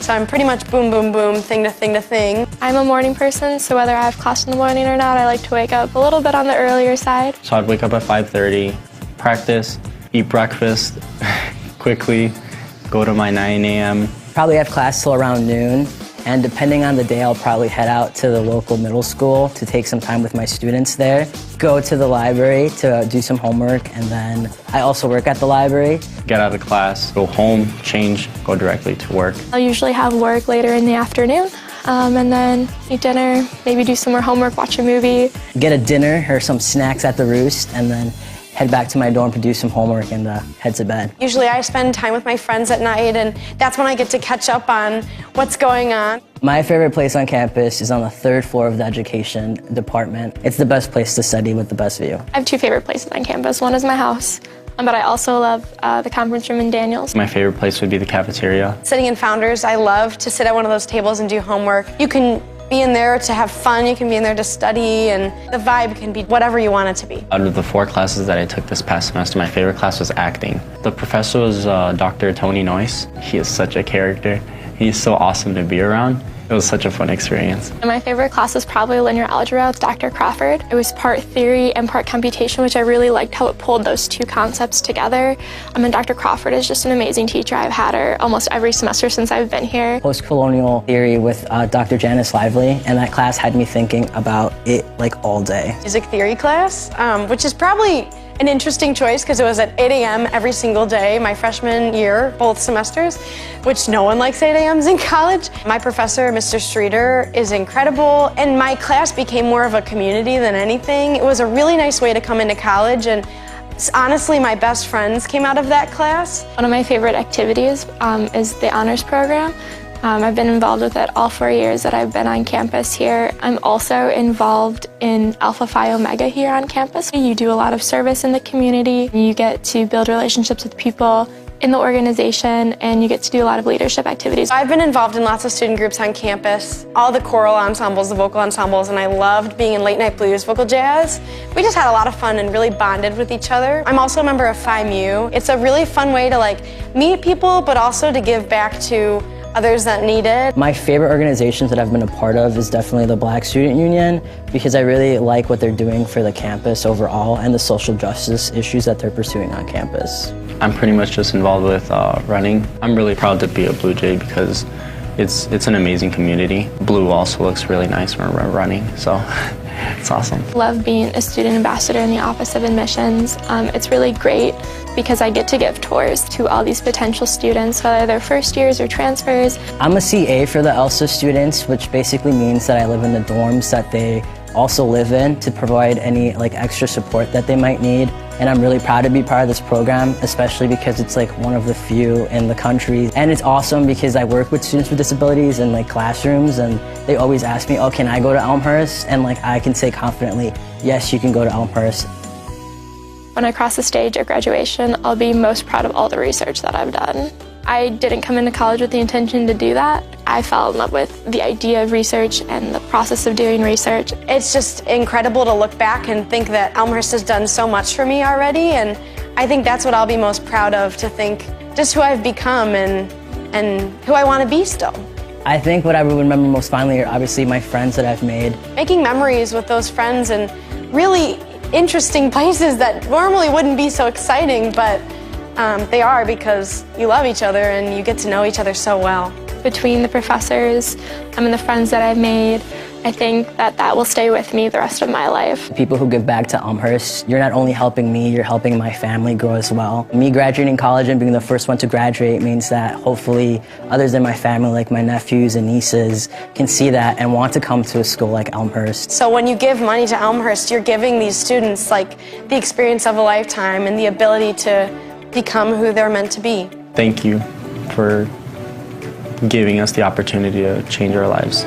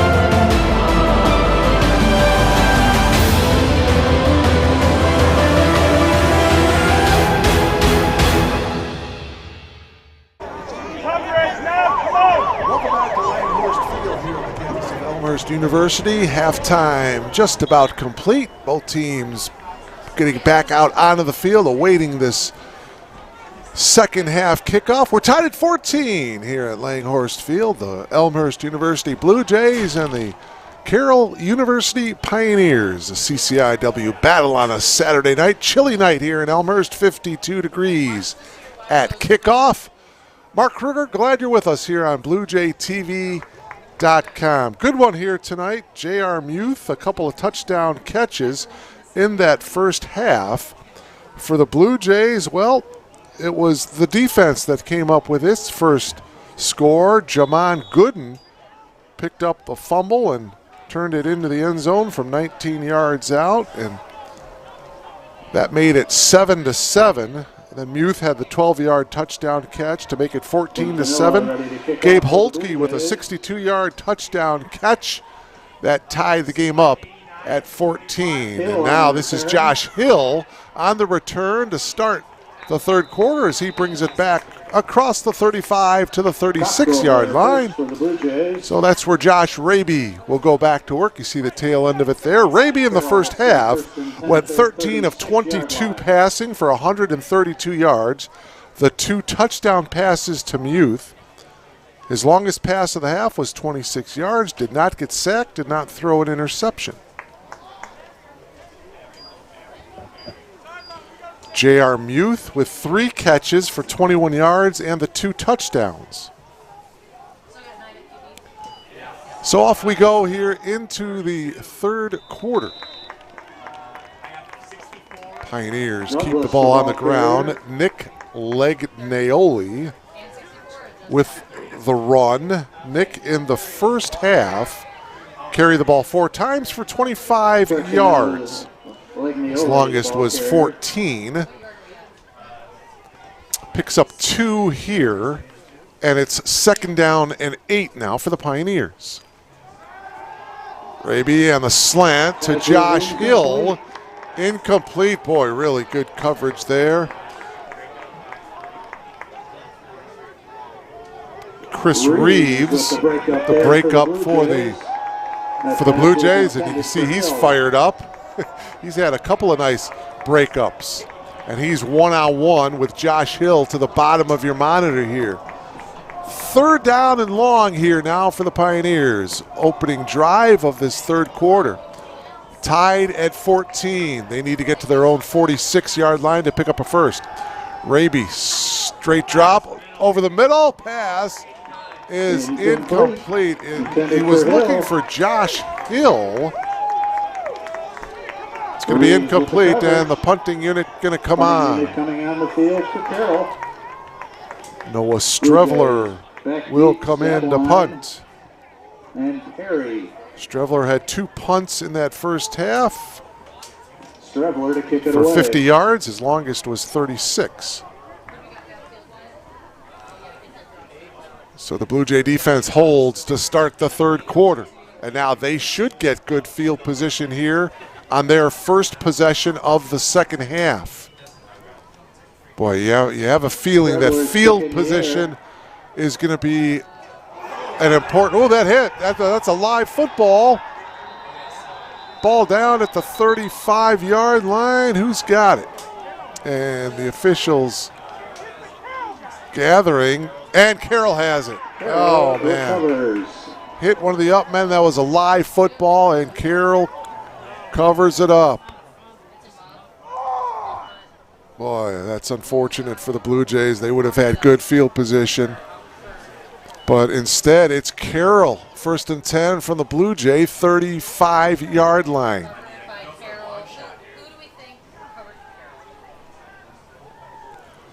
First half numbers, total yards of offense, Carroll 176, the Blue Jays 177. 10 first downs for Carroll, 8 first downs for Elmhurst. So pretty even numbers throughout.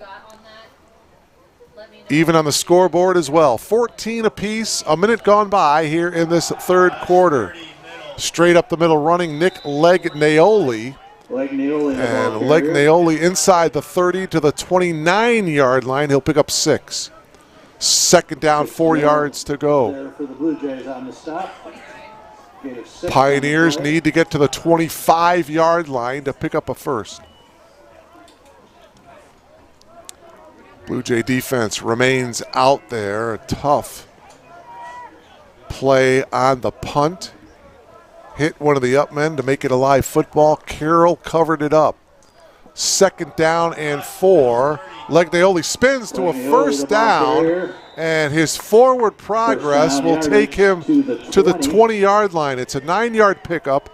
It's a first down, and the Pioneers are in the red zone. Scott with the tackle for the Blue Jays.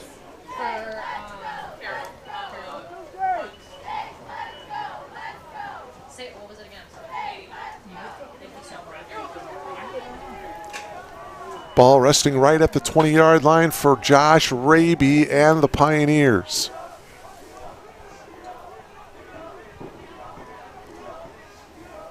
Play clock down to 7. Raby has time, fires it into the right corner, and this one is going to be intercepted. Oh, they're calling it. No, it's intercepted. Intercepted by number 35. That's Brett Von Schwedler. Grad student from Schiller Park, Illinois. East Leiden comes up with the first interception of the game. Von Schwedler with the interception. So the Blue Jays get the ball back as the Pioneers cannot capitalize on the punt that hit one of the up men. So it'll be Blue Jay ball at their own 20-yard line. First and 10 at their 20-yard line. I believe they called it a touchback there. So a nice pick. Brett von Schwedler with the interception. He had the inside position and got the pick. Just a little over 2 minutes have gone by here in the third. We are tied at 14. Brown is the motion man. They're going to hand it off to Winston, and he will get about a yard or two. Going to spot it at the 21 as he tried to cut upfield. So second down and 9 here for the Blue Jays. Pioneers along with Campbell.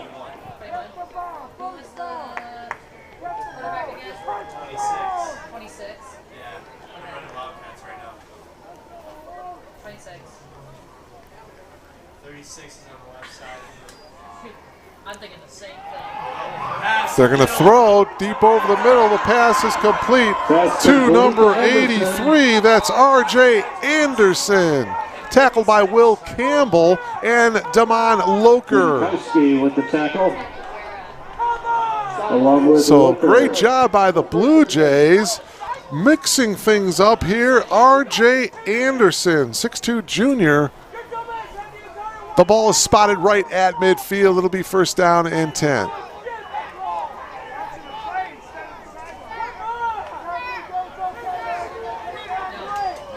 Jacob Cockrell, number 26, is in there in the Wildcat for the Blue Jays. Ball right at midfield. Cockrell is going to hand it off to Pollock. Pollock for about 7 to the 43-yard line. So interesting call here by Coach McDonald, mixing things up, getting the Wildcat going. Gain of 6 on the play. Officially a 6-yard pickup. Ball at the 44. Second down and 4.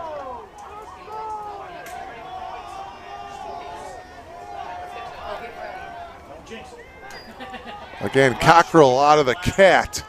And Cockrell will get about a yard. The ball carrier. Lazarus, the tackle. Steven Lazarus, number 54, the sophomore linebacker from Colgate, Wisconsin, comes up with a big tackle there.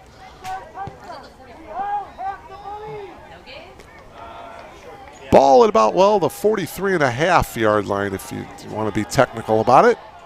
Blue Jays facing now third down, call it 4 here. They need to get right to the 40-yard line to pick up a first down. Cockrell. And Cockrell's going to, well, I think he's going to be about a half a yard short. Looks like they're lining it up at the just outside the 40-yard line. So we'll see how the Blue Jays call it here. Lazarus was there again to make the tackle. They're about a half a yard short. Fourth down and less than a yard. No, actually about a yard. Ball is spotted at the 41. Again, Cockrell remains in at quarterback in this Wildcat situation. First time we've seen this all year, this Wildcat. And it looks like they're going to go for it here if they don't call a timeout. 4th and a yard. Cockrell, and he will get stopped. Jim Clem came up to make the tackle for a loss. And the ball goes back to the Pioneers on downs. Boy, what a great open field tackle by Jim Clem. And so the Pioneers will have it on downs. It'll be 1st and 10. Carroll from its own 42-yard line. Just under 10 minutes remaining here in this third quarter.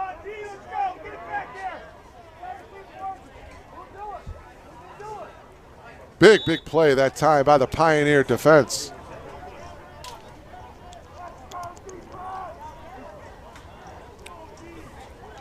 Josh Raby working out of the gun. Going to hand it off here to Legnaoli. Legnaoli close to midfield. Clock continues to move. A gain of 8 for Nick. Sophomore from Richmond Burton brings up 2nd down and 2. Gain of 8 on that last Ball carry. right at midfield.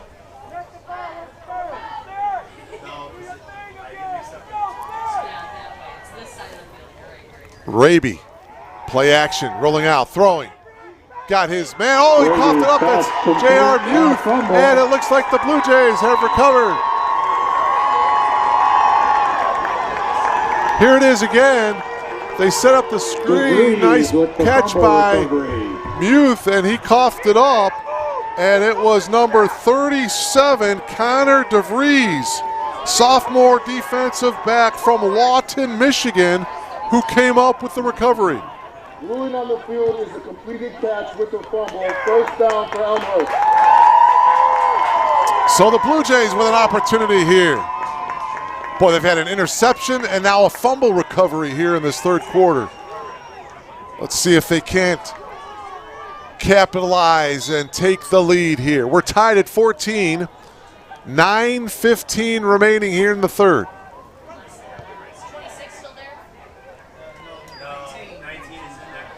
Acosta, the starting quarterback, is back in at quarterback.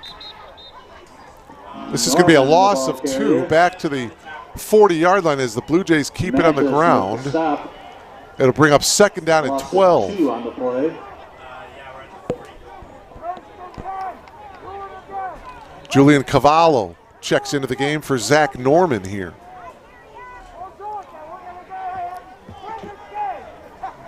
Holtke and Brown are split out to the bottom of your monitor here. Second and long for the Blue Jays. Costa looking. Now he's going to step up, and he will get sacked back at the 37. Costa just ran out of time. Good coverage downfield. Several times in the first half, he stepped out of that pressure and ran.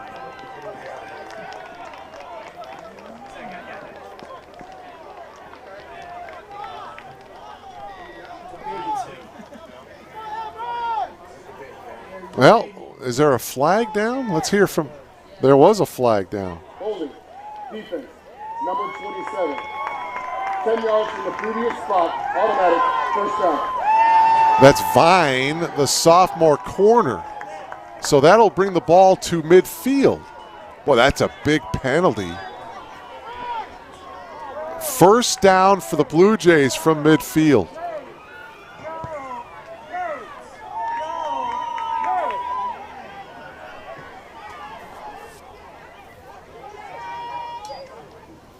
Costa will hand it off to Cavallo. Cavallo off of left tackle gets about 3 to the 47.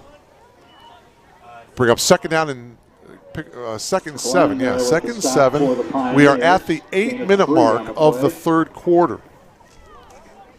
Into the game now is R.J. Anderson for the Blue Jays.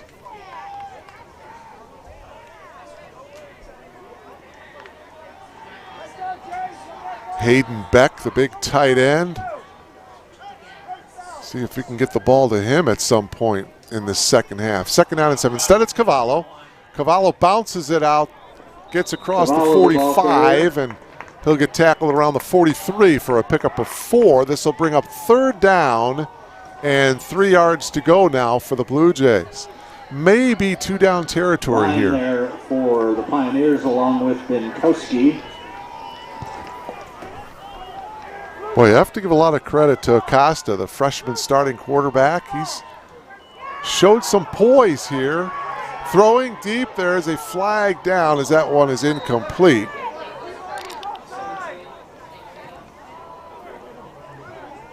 That was intended for Holtke. Penalty flag on the play.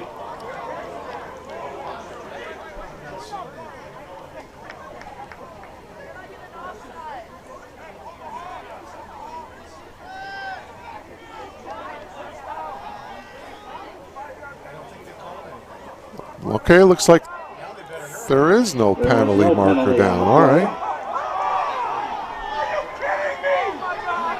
So it's going to bring up fourth down. Punting unit on the field. Blue Jays coming on, the punting unit coming on. Surrender to kick it away. Andrew Lopez is back with 2 seconds on the play clock, and they cannot. Oh, they faked it. but they're stopping the play because it looks like the play clock may have expired. Oh, the Blue Jays sideline coach. Yeah, there's the delay of game against the Blue Jays. 5-yard penalty.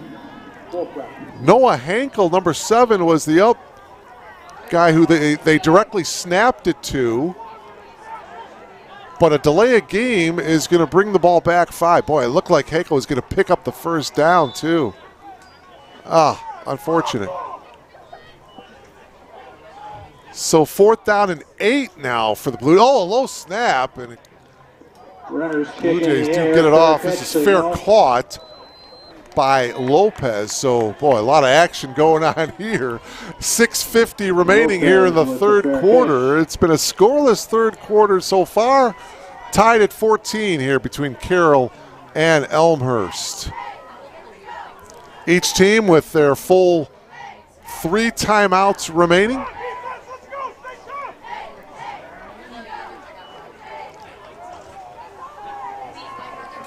Boy, you have to think. Maybe it'll be one big play that might be the difference in this. You never know. Raby going back to work. 1st and 10 from their own, call it 13-yard line. Straight up the middle running is Legnaoli. Charles Scott was there to make the stop for the Blue Jays. The tackle.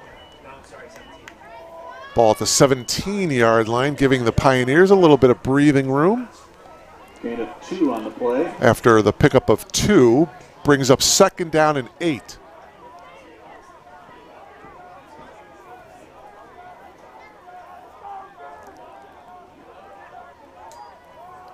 Raby is going to hand it off of right tackle for a gain of a couple. Take another look at it as Naoli picks up a couple. J.P. Fitzgerald, the sophomore, was there. So it's going to bring up 3rd down now. And, well, call it about 4.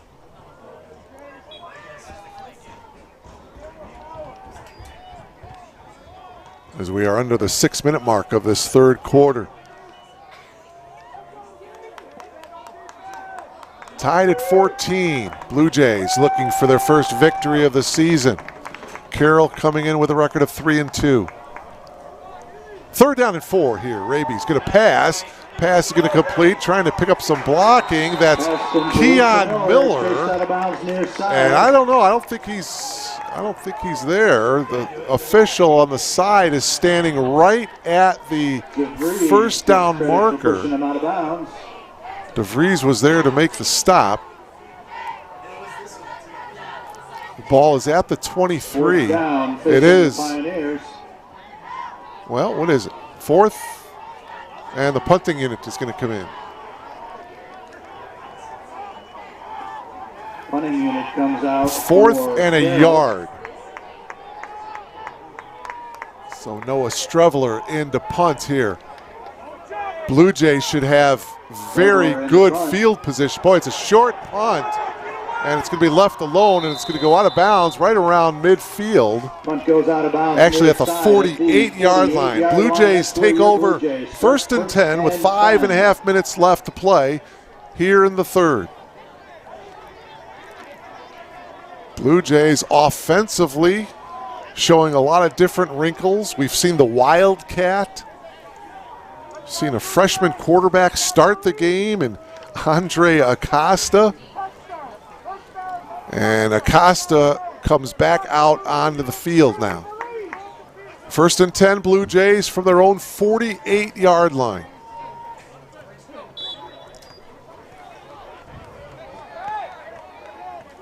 Isaiah Presley is just to the left of Acosta. Play action, Acosta across the middle, and the pass is complete down to the 35-yard line. 17-yard catch, and it's a 1st down for the Blue. Boy, that Acosta really looked good. Good form, deep across the middle. 1st down on that completion. 1st down, Blue Jays here. Ball is at the 34 of Carroll.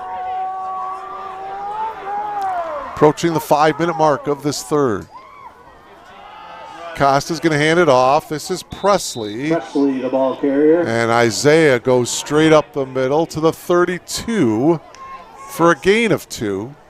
It'll be second down and a long 8 now for the Blue Jays. Locker and Peters. And there is no wind at the moment. Gain of 2 on the play. It's been gusty on and off tonight, but right now, no wind to speak of out there tonight. Second down and 8 here for the Blue Jays from the 32. Costa hands the ball off Presley, and it'll be a loss of a couple. Will Campbell having a big game defensively for the Pioneers, comes up with a tackle.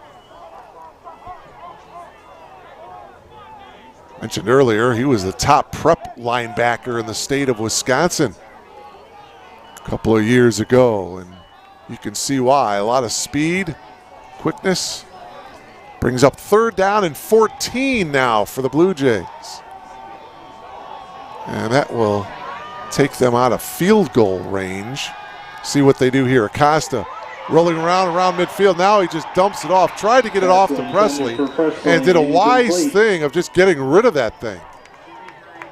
He was almost going to get sacked. Wow, taking a look at it here, you'll see him get wrapped up and decide to just throw the ball away. A good, smart move by the young freshman. Just lived to play another down here. Punted away. Brenner to punt. Back deep is Lopez. Boy, again, field position. Can the Blue Jays knock the ball back deep into Carroll's territory here? 3:40 remaining. Kicks it away for Elmhurst. And, unfortunately, it's going to roll into the end zone. So a touchback here. So Carroll's ball. Again, we're tied at 14 with 3:35 remaining. If you didn't get the earlier scores from the CCIW, Illinois Wesleyan defeated North Park 43-34. Wheaton defeated Carthage 59-24, and North Central shutting out Milliken 65-0. Of course, the Cardinals, the #1 ranked team in the nation, under new coach Brad Spencer. Cardinals will travel to St. Louis, Missouri to take on Wash U next week. Raby now will pass. Oh, and a huge hit that time. Was that Jeremy Innes, number 2? Innes with the tackle. It was. So one of the 4 captains for the Blue Jays comes up and makes a big open field tackle. No gain. Second and 10 from the 20. Boy, that was textbook tackling right there by Jeremy from De La Salle, grad student. Second and 10 now for the Pioneers. Raby to the far sideline. Pass is complete to Austin Eichstad. No, he dropped it. In and out of the hands of Eichstad. Boy, a couple times tonight, Eichstad has dropped the ball. Watch it right here. He was open. Boy, it looked like he had it there for just a second. But as he brought it down, he had it swiped away. Third and 10.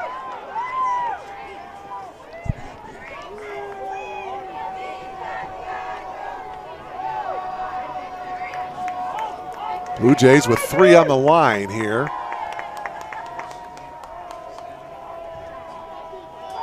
And they're rushing just 3. Raby steps up, incomplete, no flag, and it's going to be 4th down. Tight coverage, Alex Gibson was the intended target for Carroll, and now the Pioneers to punt it away. Stabline back deep for the Blue Jays. Trey Stabline is back right around midfield. So again, the Blue Jays should get good field position here. I mentioned earlier, field position could be a huge factor in this one. Just over 3 minutes to go here in the third quarter. tied at 14. Stabline lets it go, and it'll take a Pioneer roll. Takes a Carroll bounce. And it will roll all the way down to the 30-yard line. 30-yard line. That's where your Elmhurst Blue Jays start first. First and 10, Blue Jays from their own 30.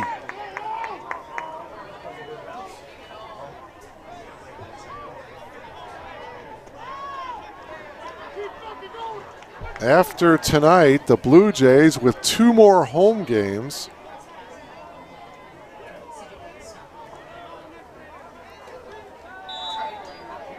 Wash U and Illinois Wesleyan will be the final 2 home games of the season for the Blue Jays. But the Blue Jays are focused in on the Pioneers here tonight, tied at 14. Pollock, the ball carrier. Pollock goes straight up the middle for a couple. Carroll defensive line has been stout tonight. Huber and Campbell on the stop. Will Campbell, number 42, was in on the play. Clayton Huber also in on the tackle for the Pioneers. 2-yard pickup for Pollock brings up 2nd down and 8. Costa going to hand the ball off to Pollock, and he may have lost a yard or 2. Straight up the middle, running again for the Blue Jays. And it looked like it was Riley Staub at number 92, 6 foot, 220-pound sophomore. 9 tackles and 2 tackles for a loss coming into tonight. A business administration major at Carroll. Brings the ball back to the 30-yard line, to the original line of scrimmage, where it's 3rd down and 10. Time for Acosta, looking for Holtke. Oh, what a huge hit by Jake Binkowski. Wow. Binkowski with the hit of the night on Holtke. Take another look at it here. Bottom of your monitor, one-on-one coverage. Holtke. Man, what a hit by Binkowski coming over from that safety position. Binkowski with 24 tackles on the year coming into this game to lead the Pioneer defense. He also has 3 interceptions. Criminal justice major. For the Pioneers. So the punting unit coming on here now for the Blue Jays. Brenner to punt. Back deep for Carroll is Lopez. Fair caught by and Lopez. It's fair caught at the 31-yard line. So we seesaw back and forth here in the scoreless 3rd quarter. 1:38 remaining. Pioneers with the ball now.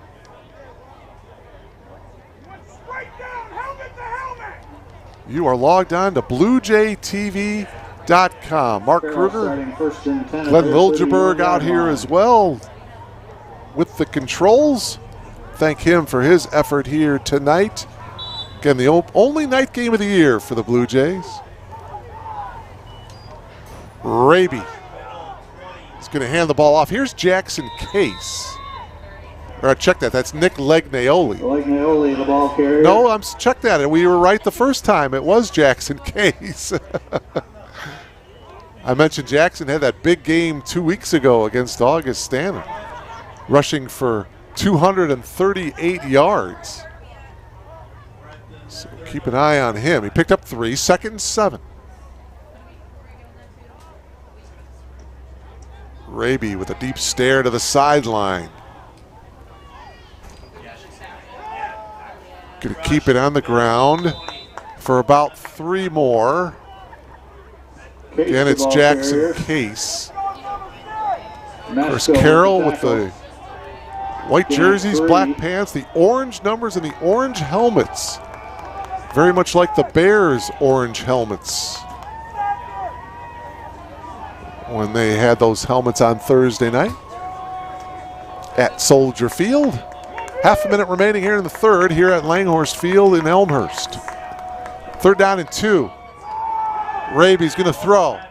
Pass incomplete. Josh Hill was the intended receiver. He would have had enough for a first down had he caught the ball. Boy, you got to catch that one if you're a receiver. So, it's been a punting game here in this third quarter. Coming out again is Noah Strevler for the Pioneers. And back deep for the Blue Jays is Stabline. Stabline standing at his own 31. 22 seconds to go in the quarter. Stabline, fair catch. Oh, and he bobbled it, but he came up with it. Wow, he was backpedaling, and he was falling backwards. Called the fair catch. He bobbled the ball, but boy, what a nice job of keeping his eye on the ball and holding on to it. That could have been disastrous. But after all that, it's Blue Jay ball, first and 10 from their own 29-yard line. Could be the final play of this third quarter. Acosta back out there for the Blue Jays. First and 10 from the 29. Late to the party is Stabline. He's in the slot here to the near side. Acosta trying to set the screen here out in the flat to Cavallo. He dropped it. Jagger Vine was right there to make the tackle if Cavallo would have caught it. Second and 10 with 10 seconds to go in the quarter.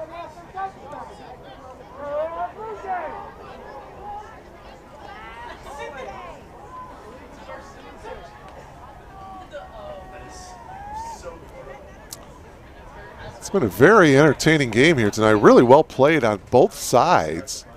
Some exciting play, some great individual effort. I tell you, I've been impressed with Acosta, the starting freshman quarterback for the Blue Jays.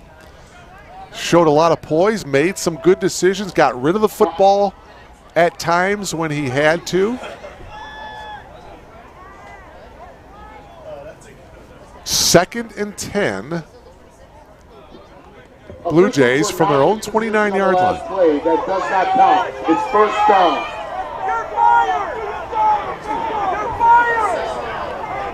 So, well, he's saying it's first down now, and I'm not exactly.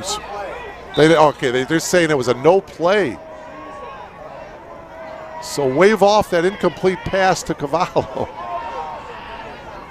First and 10, Blue Jays from their own 29. Deep over the middle. Pass is caught by Stabline.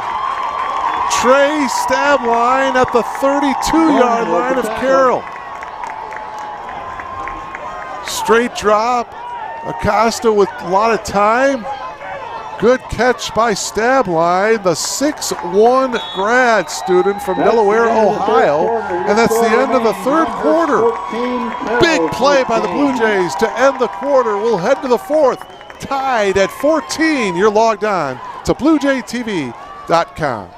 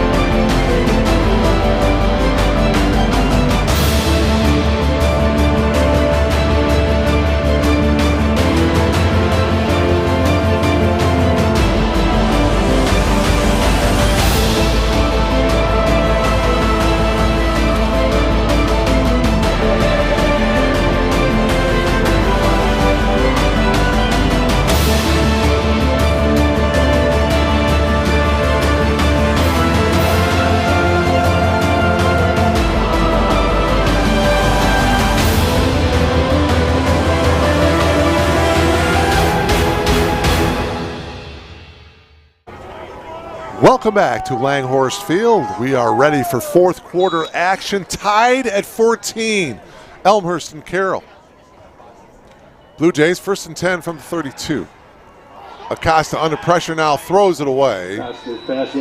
Closest Blue Jay there was Jacob Cockrell. That's what I was talking about earlier, the good decision by Acosta just to throw the ball away. And it'll bring up 2nd down and 10.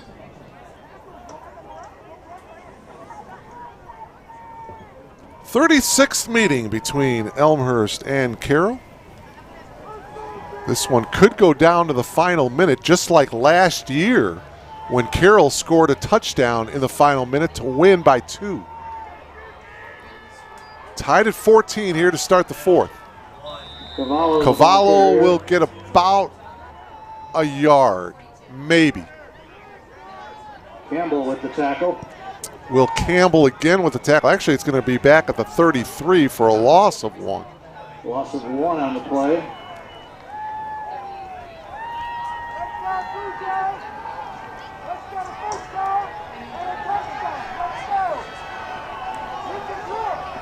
Third and long here for the Blue Jays. What will they call? They've got 3 wide receivers to the top of your monitor here. 3rd and 11 for Acosta. Looking to his left. He's got, well, a little bit of tangled up there. And it was Trey Stabline, and it's going to be a pass interference against Carroll.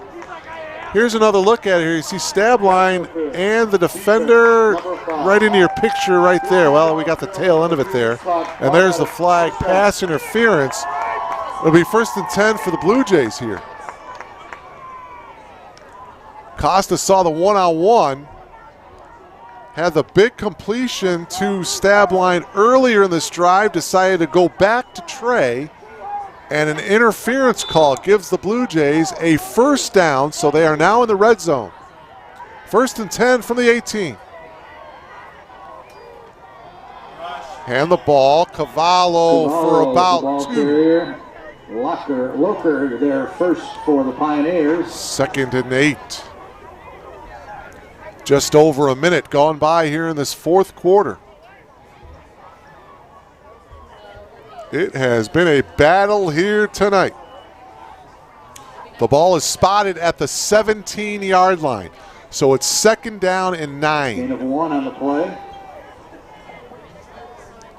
Stabline into the game. He's in the slot to the top of your monitor.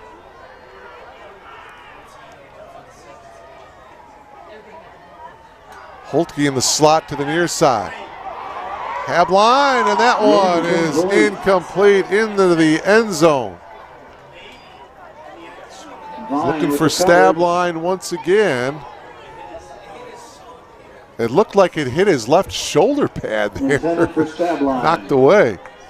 3rd down and 9 now for the Blue Jays. Again, a pretty good thrown ball that time by Acosta.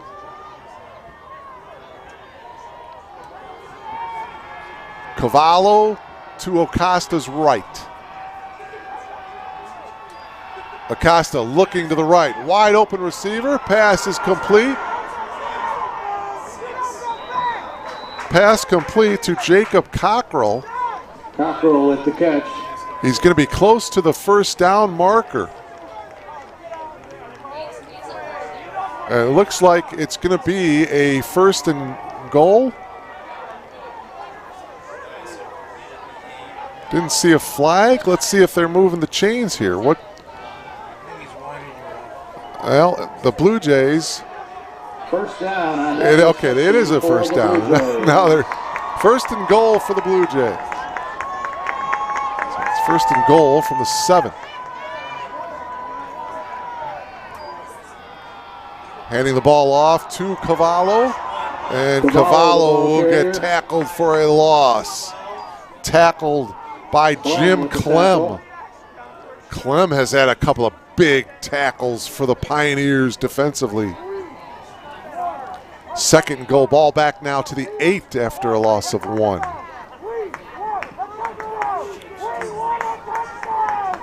Loss of 1 on the play. Stabline again in the slot to the top. 2nd and goal. Blue Jays from the 8. Again, well within field goal range, obviously. But the Blue Jays want 6. Acosta steps up. Now he's going to tuck it under and run. Oh, and he gets hit pretty hard around the 2-yard line. Tackled by Tim Nelson, number 93. He was in there initially, but it stopped right, looks like just outside the 1. Great effort by Acosta. Well, everybody on their feet now. 3rd and goal from the 1. Wow, what a situation to be in for a young freshman at quarterback. Working out of the gun right now. 3rd and goal from the 1. Acosta to Cavallo. Pushing, and no indication yet. The side judges come up, and he did not get in.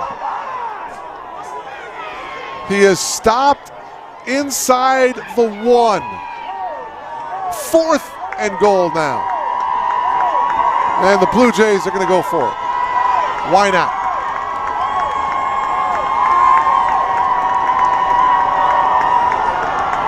Here we go. 4th and less than a yard. Acosta handing it off, and it's going to be a touchdown.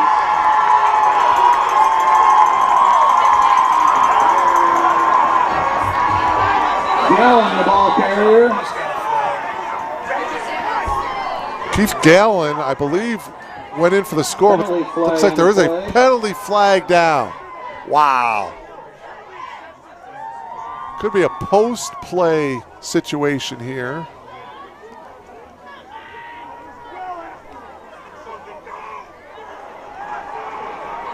It's a 1-yard touchdown run right now for Keith Gallen. After the play, unsportsmanlike conduct on the offense, number 71. The 15-yard penalty will be enforced on the kickoff. Well, it's Don Brown, the center, but it's a post play, so the touchdown counts, and the penalty will be assessed on the kickoff. So the Blue Jays lead it 20-14 on the 1-yard touchdown run by Keith Gallen. And now the extra point for the Blue Jays is good.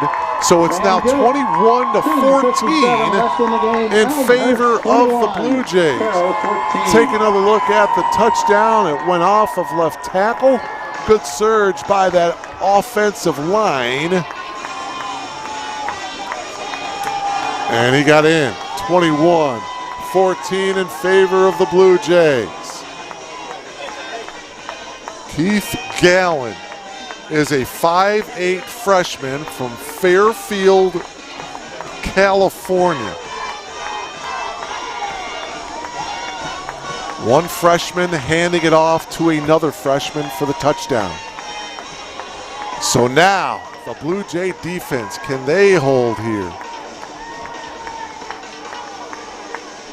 10:57 remaining in regulation. Each team, all 3 of their timeouts left.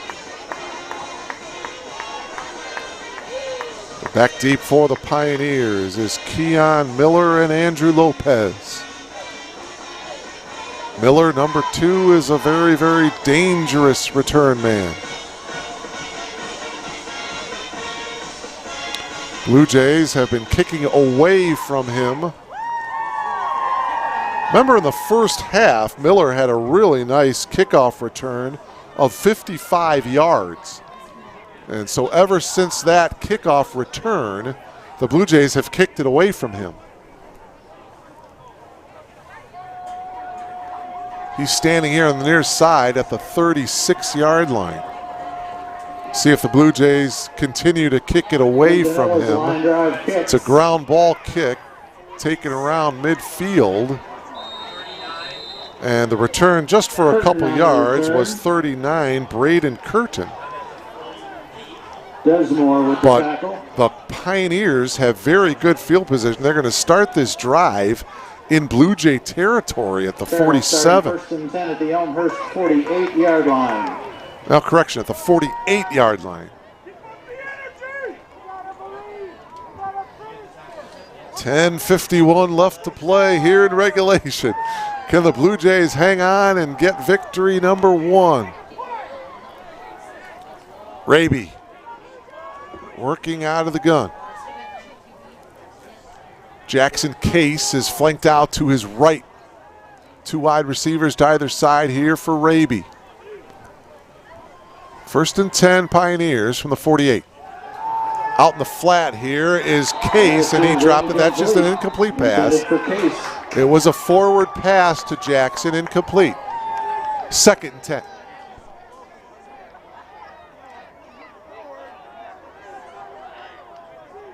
Case 2 weeks ago had an 80-yard touchdown run against Augustana in that double overtime victory. Same formation here for the Pioneers, 2nd down and 10 from the Blue Jay 48.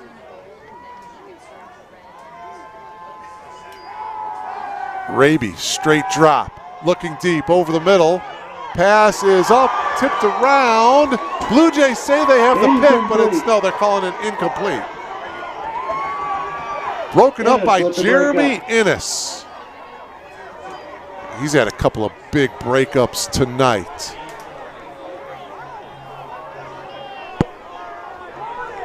Third down and 10. Boy, I'd like to see the Blue Jays apply some pressure, bring up the linebackers on Raby as he faces a 3rd down and 10. 3-man front here for the Blue Jays right now.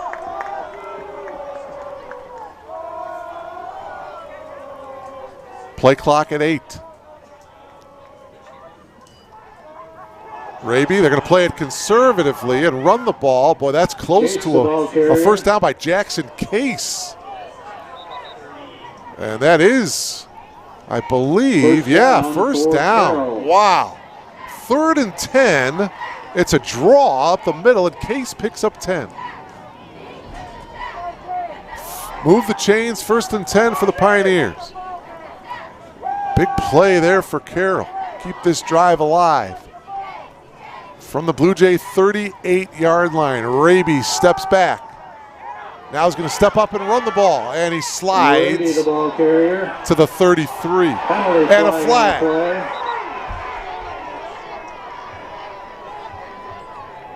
It was a correct slide, and there was contact after the slide. After the play, personal foul, defense, number 11, 15 yards from the spot of the foul, first down. That's Jake Masco, and yeah, boy, that baseball slide after the quarterback, you simply have to pull off and not make any contact at all. Fortunately, Jake got called for the penalty. Into the red zone now are the Pioneers. 1st and 10 from the 20. And Raby's going to roll out here. Penalty marker down. Pass is caught. Flag on the play. Raby's pass complete. But we'll see what the flag is. Holding. Hill. Offense, number 73. Josh Hill with the catch, but they're waving that off. Trevor Pye guilty of the hold. So a big penalty for the Pioneers. 9:54 left.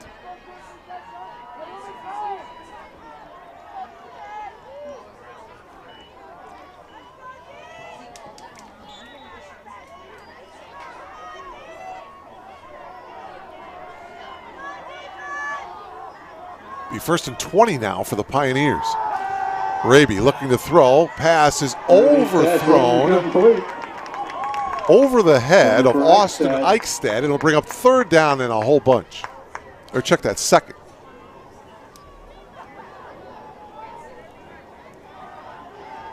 Second and 20 with 9:41 to play here. Blue Jays by 7.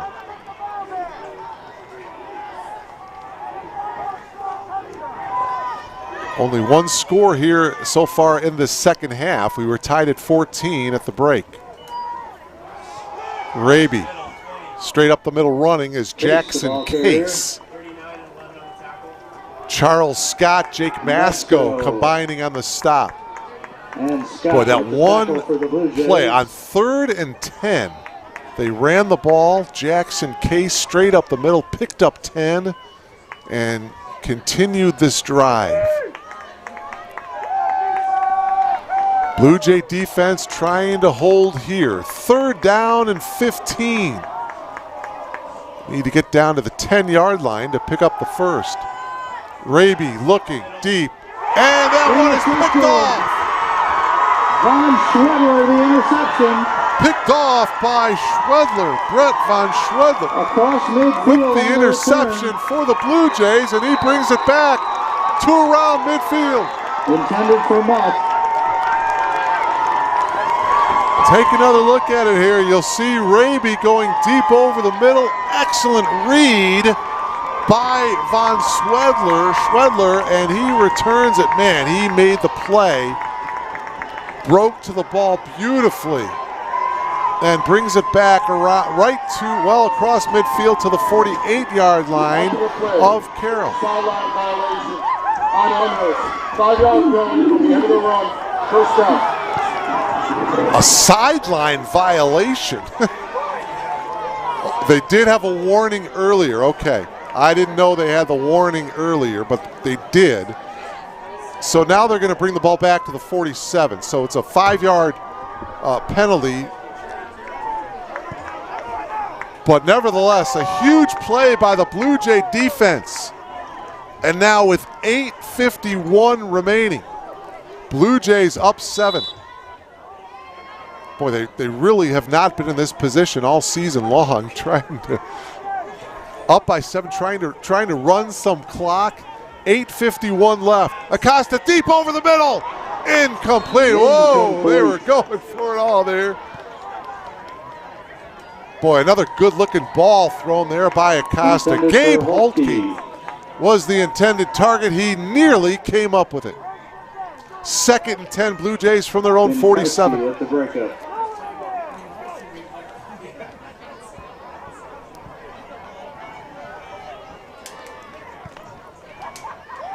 Andre Acosta at quarterback, out of the gun. Pollock to his left. They're going to hand it off to Pollock. Pollock, a little bit of misdirection. Pollock, and he will get to the 46. Again, it was Will Campbell. Back to the line of scrimmage. Boy, Campbell has been all over the field tonight defensively for the Pioneers. Back to the line of scrimmage. Campbell at the tackle. 3rd down and 10.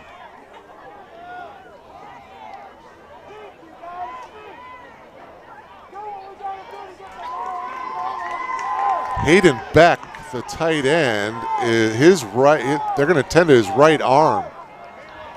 He's on the sideline now for the Blue Jays. 3rd down and 10.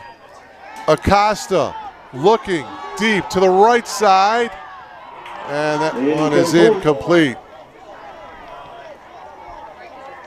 4th down. Punting unit coming on. Punting unit comes on the field. Ryan Brenner. Brenner to kick it away. A very important punt coming up here for the Blue Jays. Brenner to punt it away. Andrew Lopez is back deep. For the Pioneers. Lopez is at his own 17. 8:02 left. Good snap. Brenner gets it off. Brenner's line drive kick. Lopez will let it roll. It'll take a Blue Jay bounce, and it'll finally stop inside the 10 at the 9.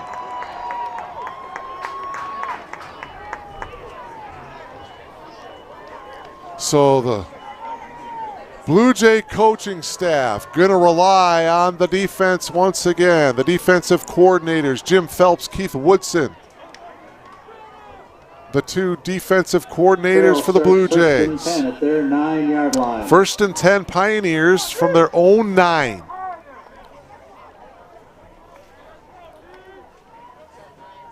Again, both teams with all 3 of their timeouts left.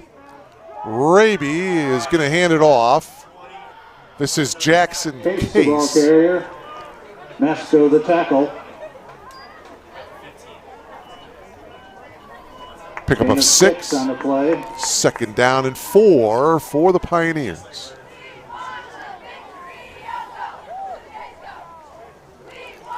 $7:26 remaining. Let's keep that clock running, huh? Pioneers with 2 wide receivers there to the lower left-hand part of your monitor. 2nd and 4. Raby, quick slant. Josh Hill with the catch. And he will get brought down at the 24 for a 1st down. They'll move the chains. 1st down yardage for nice Carroll. Quick hit that time from Raby to Josh Hill. 1st and 10 Pioneers from their own 24. as we are under 7 minutes to play. Blue Jays trying to hold on to the 7-point lead.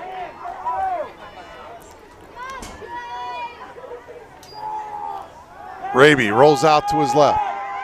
Plants his feet, throws, pass complete to Breckheimer, and Breckheimer across the 45 to the 47-yard line. A pickup of 23 and a first down. Carroll at the tackle. First down, Carroll. Officially brought down at the 46. Nice little bootleg there by Raby to find his freshman tight end, Reed Breckheimer. 6:25 left. First and 10, Pioneers from their own 46. Raby, a little bit of a play action, pump fake. Now Raby's going to run, and he slides over midfield to the 49 of the Blue Jays. Well, they're actually going to bring it back to midfield. Raby slides down for a 4-yard gain. Pick up a 4, 2nd and 6. No huddle offense here for the Pioneers. Under 6 minutes to play. 2nd down and 6. Raby is going to hand it off. Oh, they reverse it to Miller. Miller gets her out around the edge, and he will have a first down. They gave it to Case. Case pitched it to, here they're handing it off to Case, and there's the pitch back to Keon Miller. And Miller gets around the edge. It'll be a first down for the Pioneers at the 35 of Elmhurst. So the Pioneers go deep into the playbook there and come up with a bit of a trick play, the reverse. Successful. Miller brings it to the 35. First and 10, Carroll. Raby, low snap, picks it up, fires it here to the near side to Josh Hill. Hill spins away from a couple of tackles and gets wrestled down at the 16-yard line. Another first down for the Pioneers. First and 10 for Carroll. They have been impressive on this drive. As we are at the 5-minute mark of this one. At the 16-yard line. First and 10, Pioneers from the Blue Jays 16. Raby rolling out to his left. Case is out in front and blocks. And it's Raby who is in for a touchdown. 16-yard touchdown run by Josh Raby. And an injured Blue Jay out there in the end zone. Officials timeout. Big block up front by Jackson Case, who made a nice block so Raby could get into the end zone. Take another look at it here. You'll see number 20 out in front, and he's going to set a block right there. And that allows Raby, and he lowers his right shoulder and gets into the end zone. Looks like it was Connor DeVries at number 37, I believe, that may be the injured Blue Jay. He is now, well, he's trying to get up.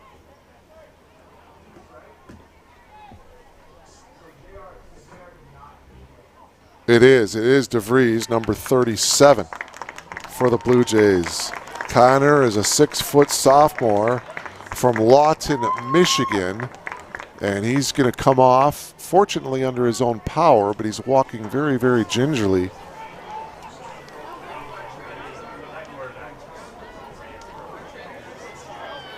He may have gotten a stinger in the shoulder area. I don't like to speculate, but that can be very, very painful. So the Pioneers with the touchdown, trailing by 1, and now the extra point to tie things up.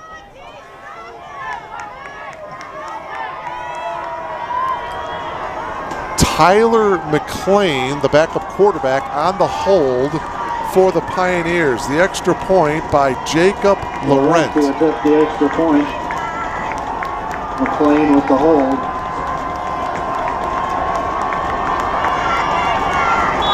For the tie. And it's up, and it is good. So the extra point by Laurent, and we are tied at 21. 4:42 remaining. Take another look at the touchdown run by Raby. There's the block, as I mentioned earlier, by Case. And right there you see him collide with DeVries, and hopefully Connor's going to be okay. Boy, what a game. What a game. Well, let's see if the Blue Jays can put together a drive to win the game here. Obviously, plenty of time left. 4:42 left. And again, both teams, all three of their timeouts remaining. And Cavallo. Holtke, Cavallo, and Pollock are back deep for the Blue Jays.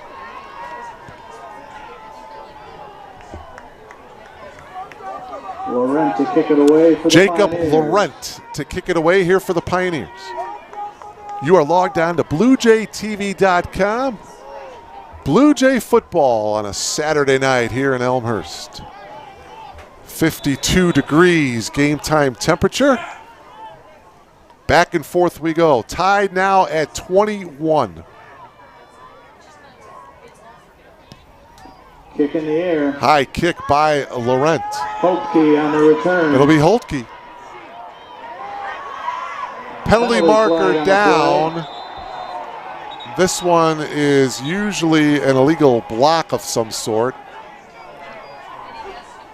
During the return, illegal block in the back on the return team, number 83. Penalties half the distance to the goal, first down.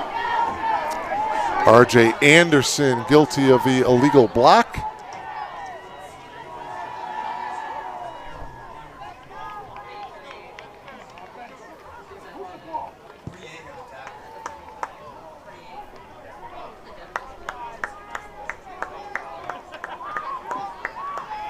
Reese Thayer gets credit for the tackle. So it'll be spotted at the 8-yard line. Boy, oh boy. That is a tough penalty to start this drive all the way back at the 8-yard line. Acosta, the young freshman, going to work. Cavallo, the ball Straight up the carrier. middle running is Julian Cavallo, the junior from South Bend, Indiana. Bit of some breathing room. Tim Nelson was there on the tackle for the Pioneers. Gain of 1 on the Second play. and 9 after the 1-yard pickup by Cavallo.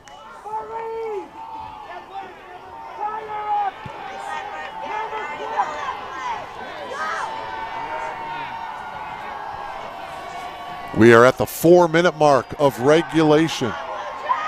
Acosta dumping it underneath. Pass is complete. Pass complete to Holtke. Holtke gets tackled at the 15-yard line. It's a 6-yard catch. Fine with the tackle. And we've got an injured Blue Jay in the end zone. Now he's coming up. Officials timeout. That is field. Acosta. That's the, oh man, that's your freshman quarterback, and he's limping on his left leg.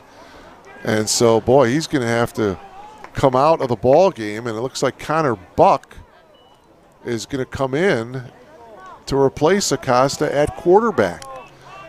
So Connor Buck, who has started the majority of this season, he comes in now for the injured Acosta. Acosta, boy, let's hope it's just a cramp of some sort with his left leg.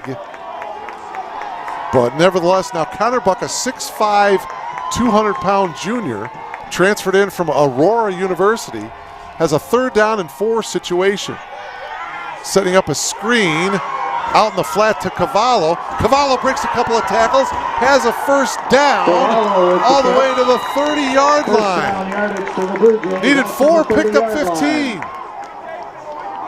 So the drive, well, they're bringing it back to the 29 actually. But the drive continues, 1st and 10 Blue Jays. So Buck getting his feet wet, so to speak, as we approach the 3-minute mark of regulation. 1st and 10 Blue Jays From their own 29, it's Buck. Straight drop to the right. Pass is complete. That's Max McCarville. First time we've heard from him tonight. A 5'11 sophomore from Kenosha, Wisconsin. And he moves the chains with that reception of 11. From the 41-yard line. And they are wrapping up the left ankle of Acosta. Connor Buck with a couple of nice thrown balls here. The screen, and now this 11-yard pass to McCarville. Straight drop again. Again, deep to the far side, in stride. And it's incomplete. McCarville was the intended target again. Great effort by Max. Almost pulled that one down. And McCarville is out of bounds, and he's down. He's down on the far sideline. And are they going to stop play? Well, there's actually 2 Blue Jays that are down.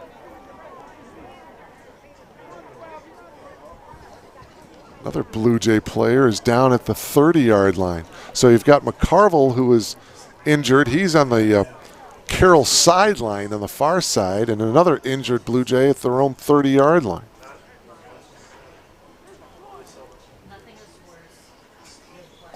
And that's Caden Cornell, the freshman.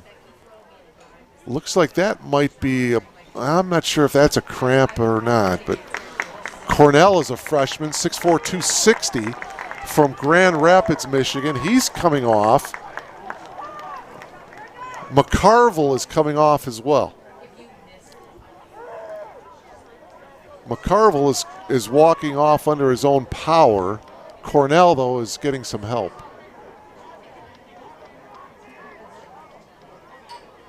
Cornell is not putting any pressure on his left leg. Starting offensive lineman, a freshman from Grand Rapids, Michigan.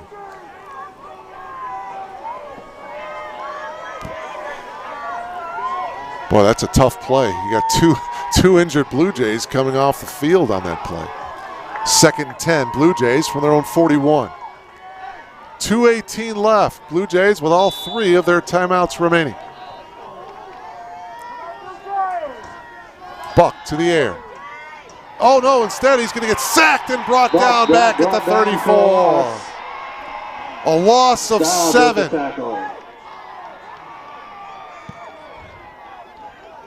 Well, that's something that Connor, he's got to get rid of that football.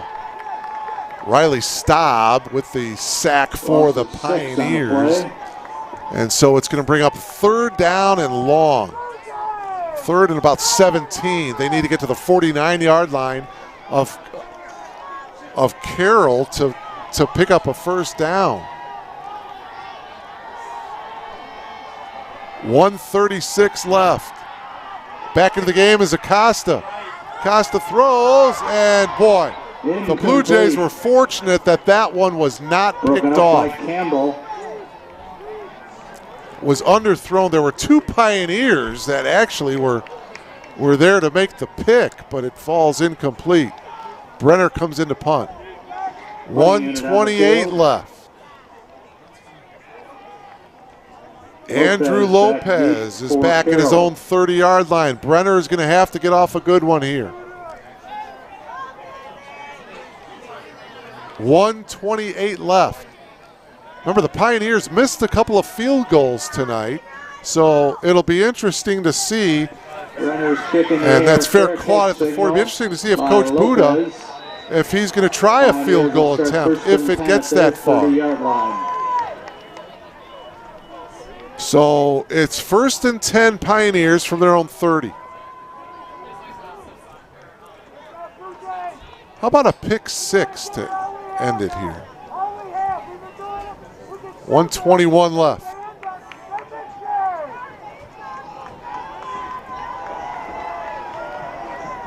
Raby and the Pioneers back to work here. 81 seconds remaining in regulation. Raby has time, and now he gets sacked. Down for a loss. Back at the 25-yard line. Devin Schmidt. Schmidt with the tackle. doing the Schmidt dance, if you will, the senior from Elmwood Park. Loss of 5, 2nd and 15. Raby going deep, intended for Hill, who almost came up with it. Intended for Hill. Hill almost came up with it on his back. Take another look at it here. You see Josh Hill got a step. Pretty good thrown ball, and you see him. He was on his back, almost came up with it. 3rd and 13 now. 53 seconds left. Big 3rd down play right here. Blue Jays with 4 on the line.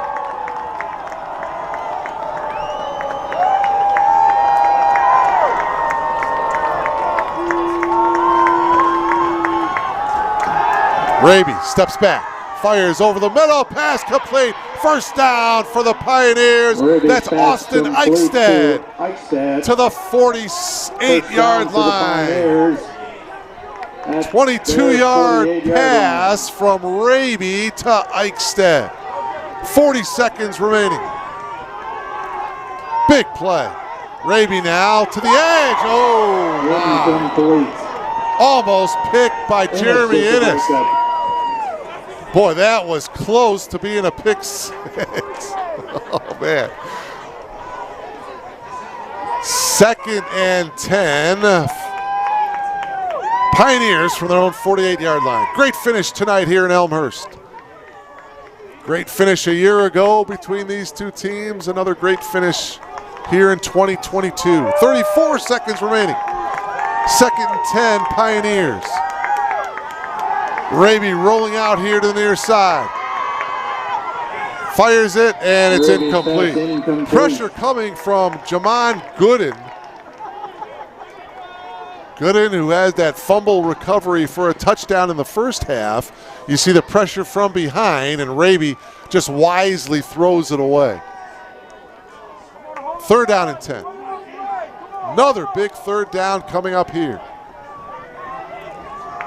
Although now there's only 27 seconds left. 3rd and 10 here for the Pioneers from their own 48. Raby has time, fires it over the middle, pass is complete. Muth with the catch. 1st and 10. It's a 1st down all the way down to the 40-yard line. 21 seconds left. Timeout. Timeout taken by the Pioneers. What a throw by Raby. Hitting J.R. Muth in stride for the catch. Boy, Muth, again, he had those 2 touchdown catches in the first half, and he comes up with a huge, huge catch here with 21 seconds left. The ball is spotted at the 40. I'm thinking they've got, I would say, at least 15 more yards to try a field goal here.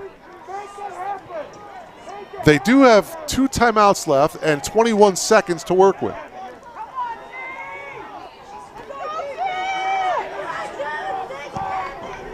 Remember, earlier in the first half, they missed a couple of field goal attempts. 1st and 10, Pioneers from the Blue Jay 40-yard line. 21 seconds left. Raby has time, now rolls out here to the near side, throwing. And what's the call? Incomplete. Incomplete near side. So that play took 8 seconds. It's now just under 14 seconds to play, and it's 2nd and 10.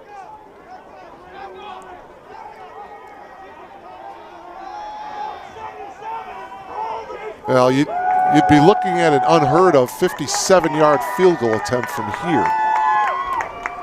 2nd and 10 from the 40.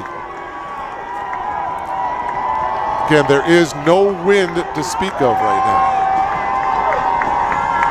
2nd and 10 here for Raby and the Pioneers. Steps up, he's got some room, he's going to run with it across the 35, and he gets tackled out of bounds after a 5-yard pickup. 35-yard line. Clock stops with 4 4/10 seconds remaining. Carroll with the tackle. And I would think it would be a Hail Mary time right now. Probably. Game clock operator. Please put 5.1 on the game clock. So they want an extra second or so, and the Blue Jay crowd not happy with that. But 5 seconds left, and I would think, unless we see a trick play here, perhaps a long one into the end zone here. Ball is at the 36-yard line. And let's see what they do here. Should be the final play of regulation. Well, a timeout. Timeout taken by the Blue Jays.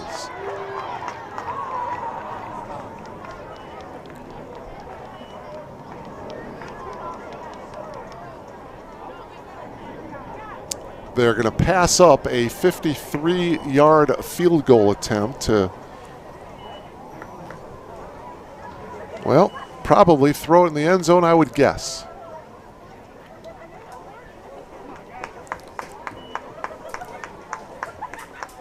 Again, other scores from the CCIW today. Big shutout win for the Cardinals, 65-0 over Milliken. Wheaton, big winner, 59-24 over Carthage.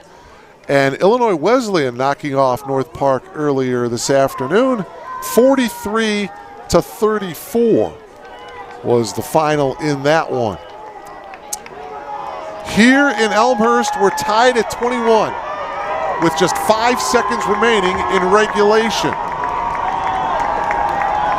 Josh Raby and the Pioneers have the ball at the Blue Jay 36-yard line. Third down. Raby going to pass, and it's the catch at the 30 with 9/10 of a second left. So if they go for the field goal, you're looking at about a 47-yarder.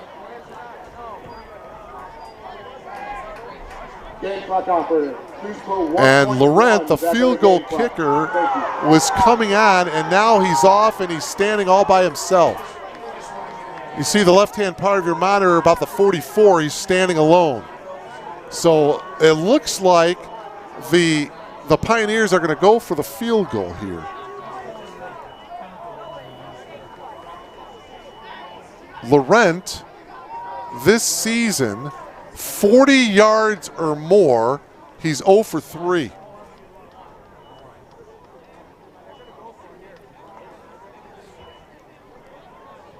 Well, the ball officially spotted at the 29-yard line. So this would be about a 46-yard field goal attempt. This would be for the win. Field goal attempt for Carroll. 46-yarder. Again, 40 yards or more this season. Laurent is 0 for 3. Just over a second remaining, and now the Blue Jays are going to let him think about it. He did get it off, and he did have enough distance on that kick. Wow. So that kind of really gives Laurent a practice kick, if you will, as the Blue Jays call a timeout here. Again, there is no wind to speak of. During the game, we had gusts of about 8 to 15 miles an hour, but right now, there is no wind whatsoever. So the Blue Jays want to kind of ice Laurent, if you will, as they call a timeout here.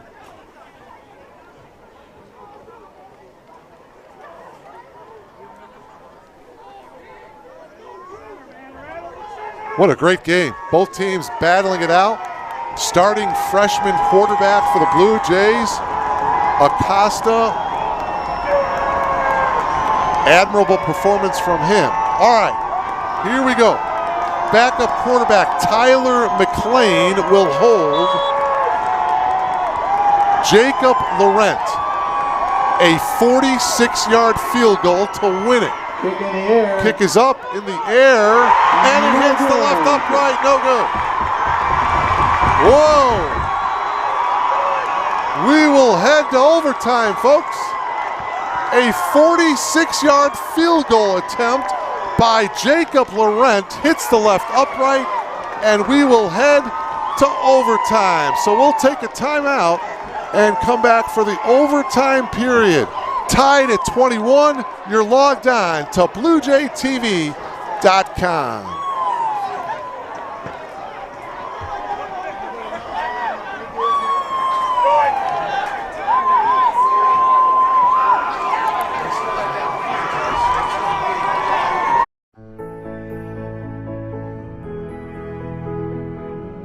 You just might end up making the world a better place. But first, you have to discover who you are and what you can learn from others. To do that, you have to seek out teachers and mentors who will help you identify your goals and challenge you to go after them. Before you can do that, you have to find a community that welcomes and supports you. A place where you can learn, a place where you can thrive. Before you can do that, you must have motivation and desire to improve your mind, your soul, your circumstances.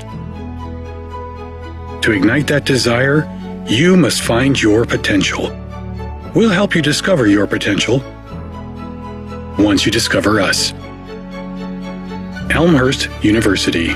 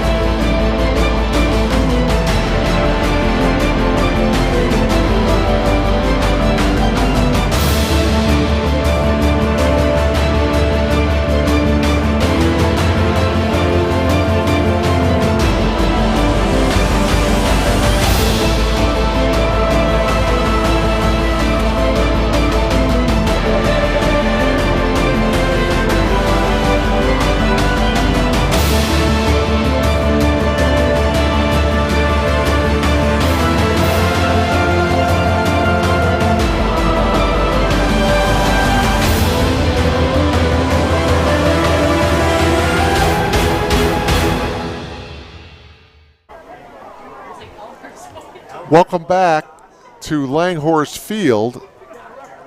At the end of regulation, we are tied at 21, so we will go to overtime. You see the coin toss there to see who gets the ball first. Who has won the toss and elected to start on defense first? Gentlemen, All right, so Elmhurst won the toss, and they elected to be on defense first. You heard from referee Jamar Simpson. So what happens here is the ball is placed on the 25-yard line. There's really no timed downs here in the overtime period. The Pioneers will go, try to get a touchdown, and then Elmhurst will try. I can almost compare it to baseball, where after the inning, whoever is ahead after the inning wins. And we'll keep going and going and going. So the Blue Jays won the toss. They want to be on defense first. So it'll be Josh Raby and the Pioneers. They'll start it at the 25-yard line.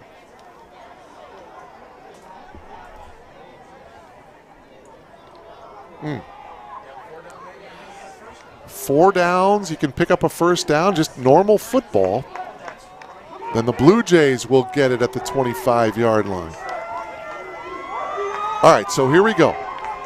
1st and 10, Pioneers from the 25-yard line as we begin the overtime period. Raby's going to pass, and it's going to be incomplete.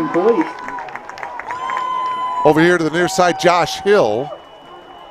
Josh Hill has been a busy target for Raby tonight. Intended for Hill. So the incomplete pass makes it 2nd and 10 for the Pioneers.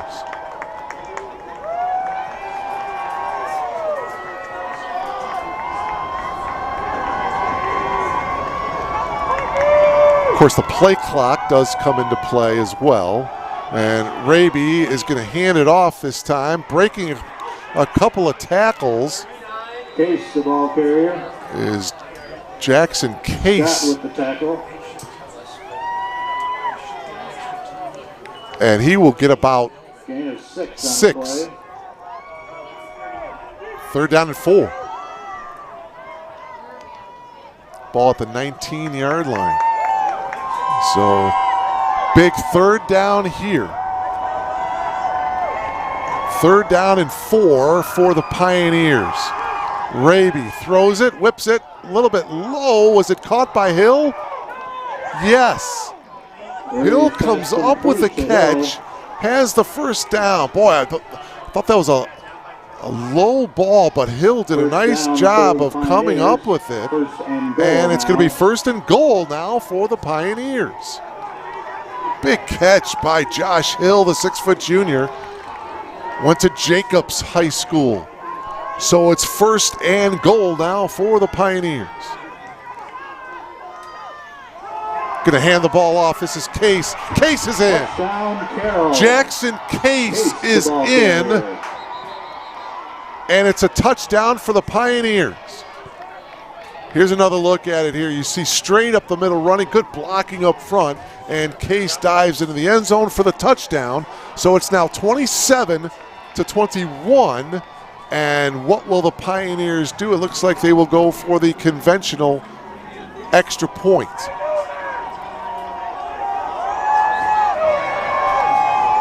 McLean on the hold. Laurent. The extra point is good.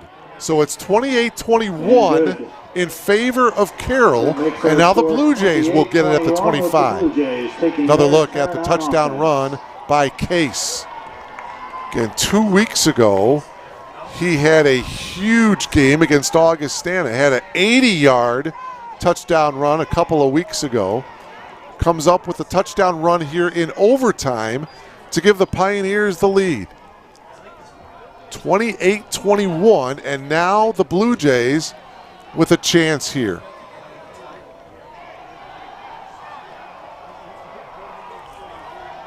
First and 10 from the 25. Acosta in at quarterback here in the overtime period.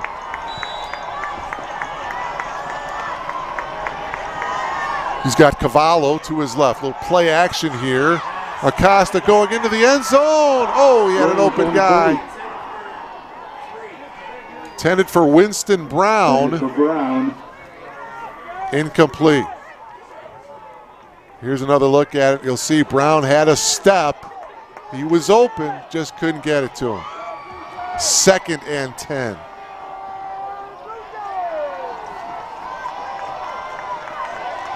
Stabline coming into the game. One of the 4 wide receivers now for the Blue Jays.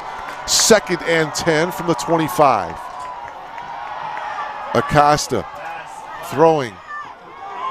Pass is complete. Pass complete, far side Max of the field. McCarville Caught by McCarville. with the catch. It's going to be a 1st down. Close to a 1st down. Well, he's going to be a little bit. It's 3rd down and about a half a yard.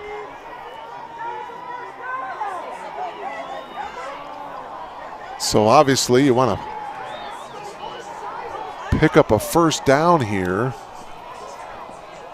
Play clock is at 15.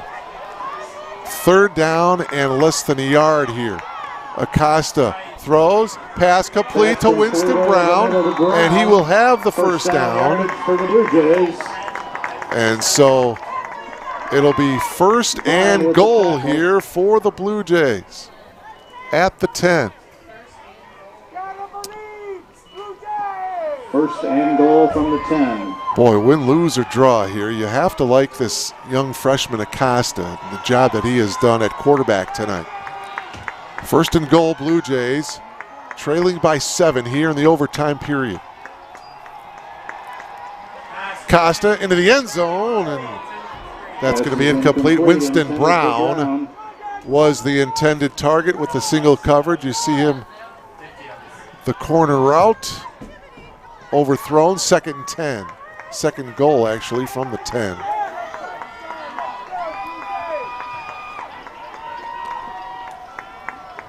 (28-21) Carroll here in the overtime period.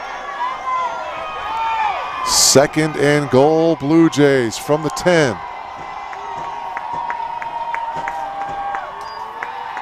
Acosta to Cavallo out here in the flat. Cavallo bobbled it, and he gets tackled at the 8.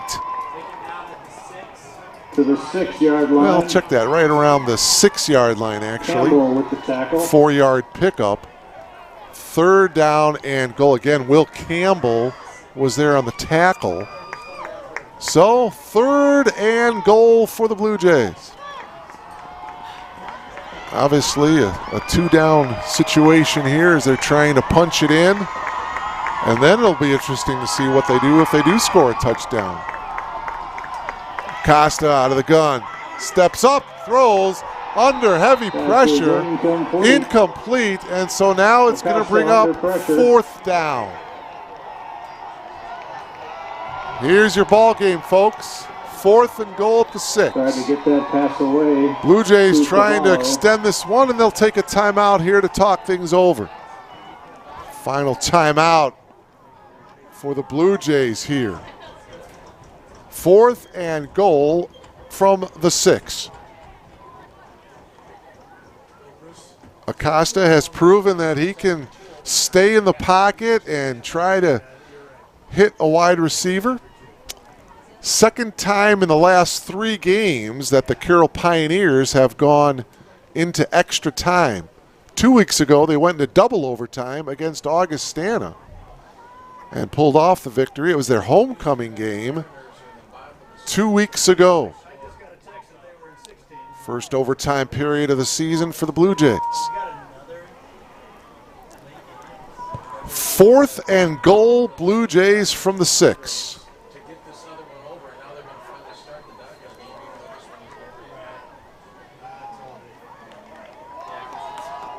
Holtke is out there, Max McCarville. They are both split out to the top of your monitor. McCarville to the very, very top. To the bottom of your monitor is Winston Brown. All right, here we go, folks. 4th and goal from the 6. Acosta looking to his right. Brown with the catch, and he is in. Touchdown! Acosta to Winston Brown. Oh, my. Here's another look at it here. You see Acosta staying in the pocket, throwing in, and Brown with the catch and the dive into the end zone. 28-27. Blue Jays looking for the extra point to tie it up. Quintanilla to attempt the extra point. Quintanilla in for the extra point. Brenner on the hold. Extra point is up, and it is good. So we will head to double overtime here in Elmhurst. Oh, my. So now it'll be Carroll's turn at the 25-yard line. So after that inning, each team with a touchdown. 28-28 here in Elmhurst. So for the second game in the last 3 games, Carroll has gone to double overtime.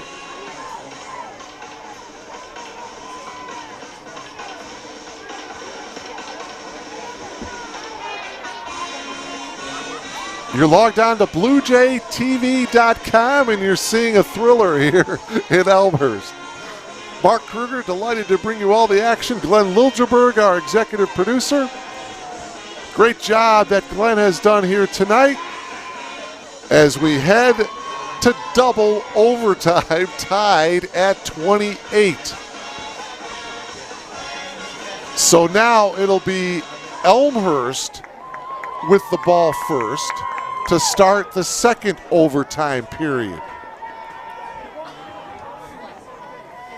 Blue Jays in the Columbia blue jerseys and the navy blue helmets. And let's see what they do on their first play here after the touchdown at the end of the first overtime period. 1st and 10 from the 25. Acosta is going to hand it off to Cavallo. Cavallo, the ball. Boy, there's not much there off of left tackle as he gets pushed back. Tim Nelson was there initially for the Pioneers. And it's going to be actually a loss of a yard back to the 26, 2nd and 11. We are in the second overtime period.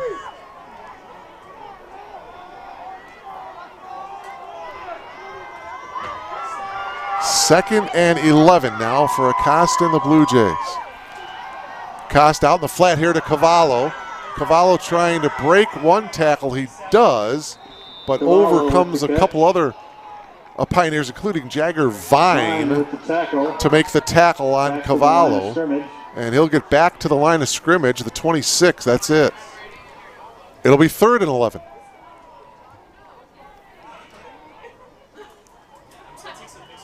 And if the Blue Jays do not get a first down, will they try for a field goal?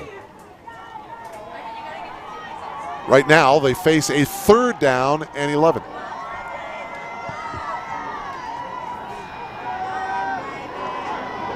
A lot of time, and he's going to go down. Ball is loose. No, they're saying he was down. For a loss. Nick Mantis was there for Carroll, and Lazaris on along with Steven Lazaris, to bring down Acosta. So now it's back to the 31-yard line, and it's 4th down. And you're looking at about a 48-yard field goal if you're the Blue Jays here. 4th and 11, and a timeout taken by the Blue Jays. So if the Blue Jays do not score here, Carroll just needs, well, they need 3 points. They would need a field goal to win it. Blue Jays call a timeout. It's their final timeout here. Boy, what do you do here if you're Coach McDonald? You're facing 4th down and long. You're looking at a field goal that's probably out of reach.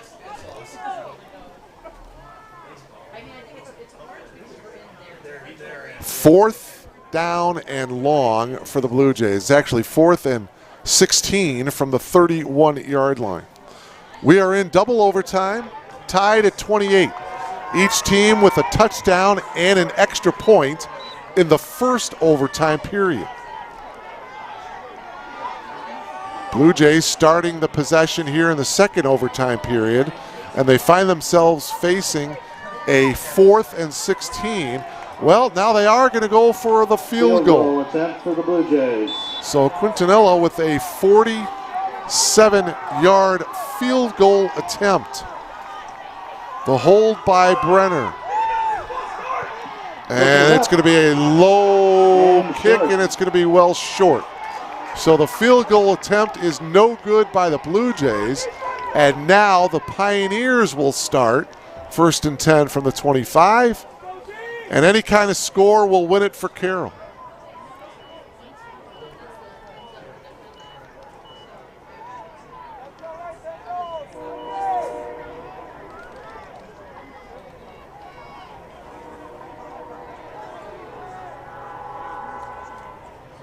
Out comes Josh Raby and the Pioneer offense.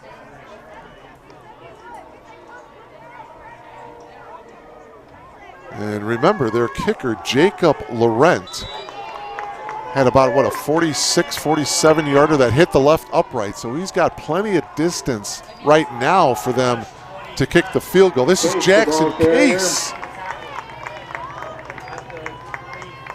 And he'll get wrapped up right at the line of scrimmage. No gain for Case. It'll bring up 2nd down and 10.